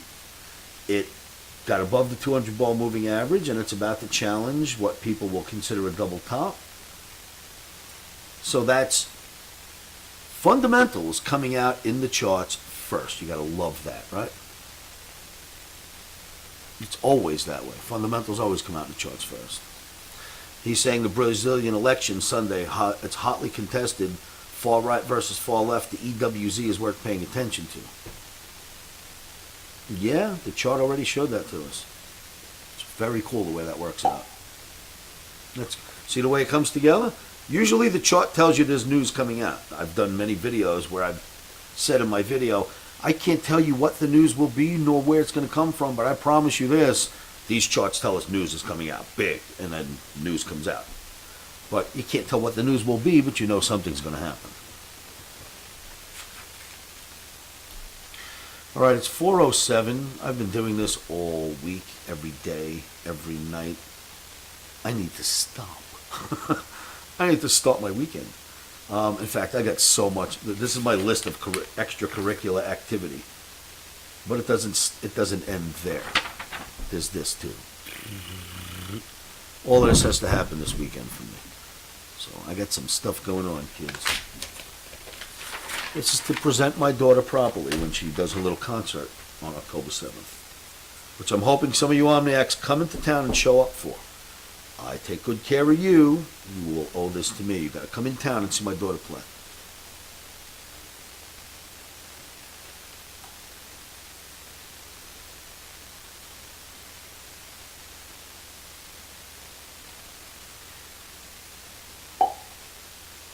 All right, have a great weekend, everybody. I am probably going to stop this stream now, and thank you for joining me all week. Love it. We'll be here Sunday night for the rest of our lives, like always. Thank you, thank you. I'll let her know. So long, Jim. Nice seeing you again, Jim. And YouTube, Twitter, LinkedIn, wherever you're watching me, StockTwits possibly. Thank you for tuning in. I will be doing this every day now that I've got it set up. But I will work on the sound this weekend because I know it's not that good. I'll find out why this, which is a wonderful microphone, is not giving us the sound that we should be getting. And hopefully I'll clean up that mess. And we'll clean up the set a little bit and just make this a little better for all of us. Once again, thank you for tuning in. I will see you all at my site, livewithoscar.com. Be cool, kids. Now, I'll have to figure out how to stop the stream.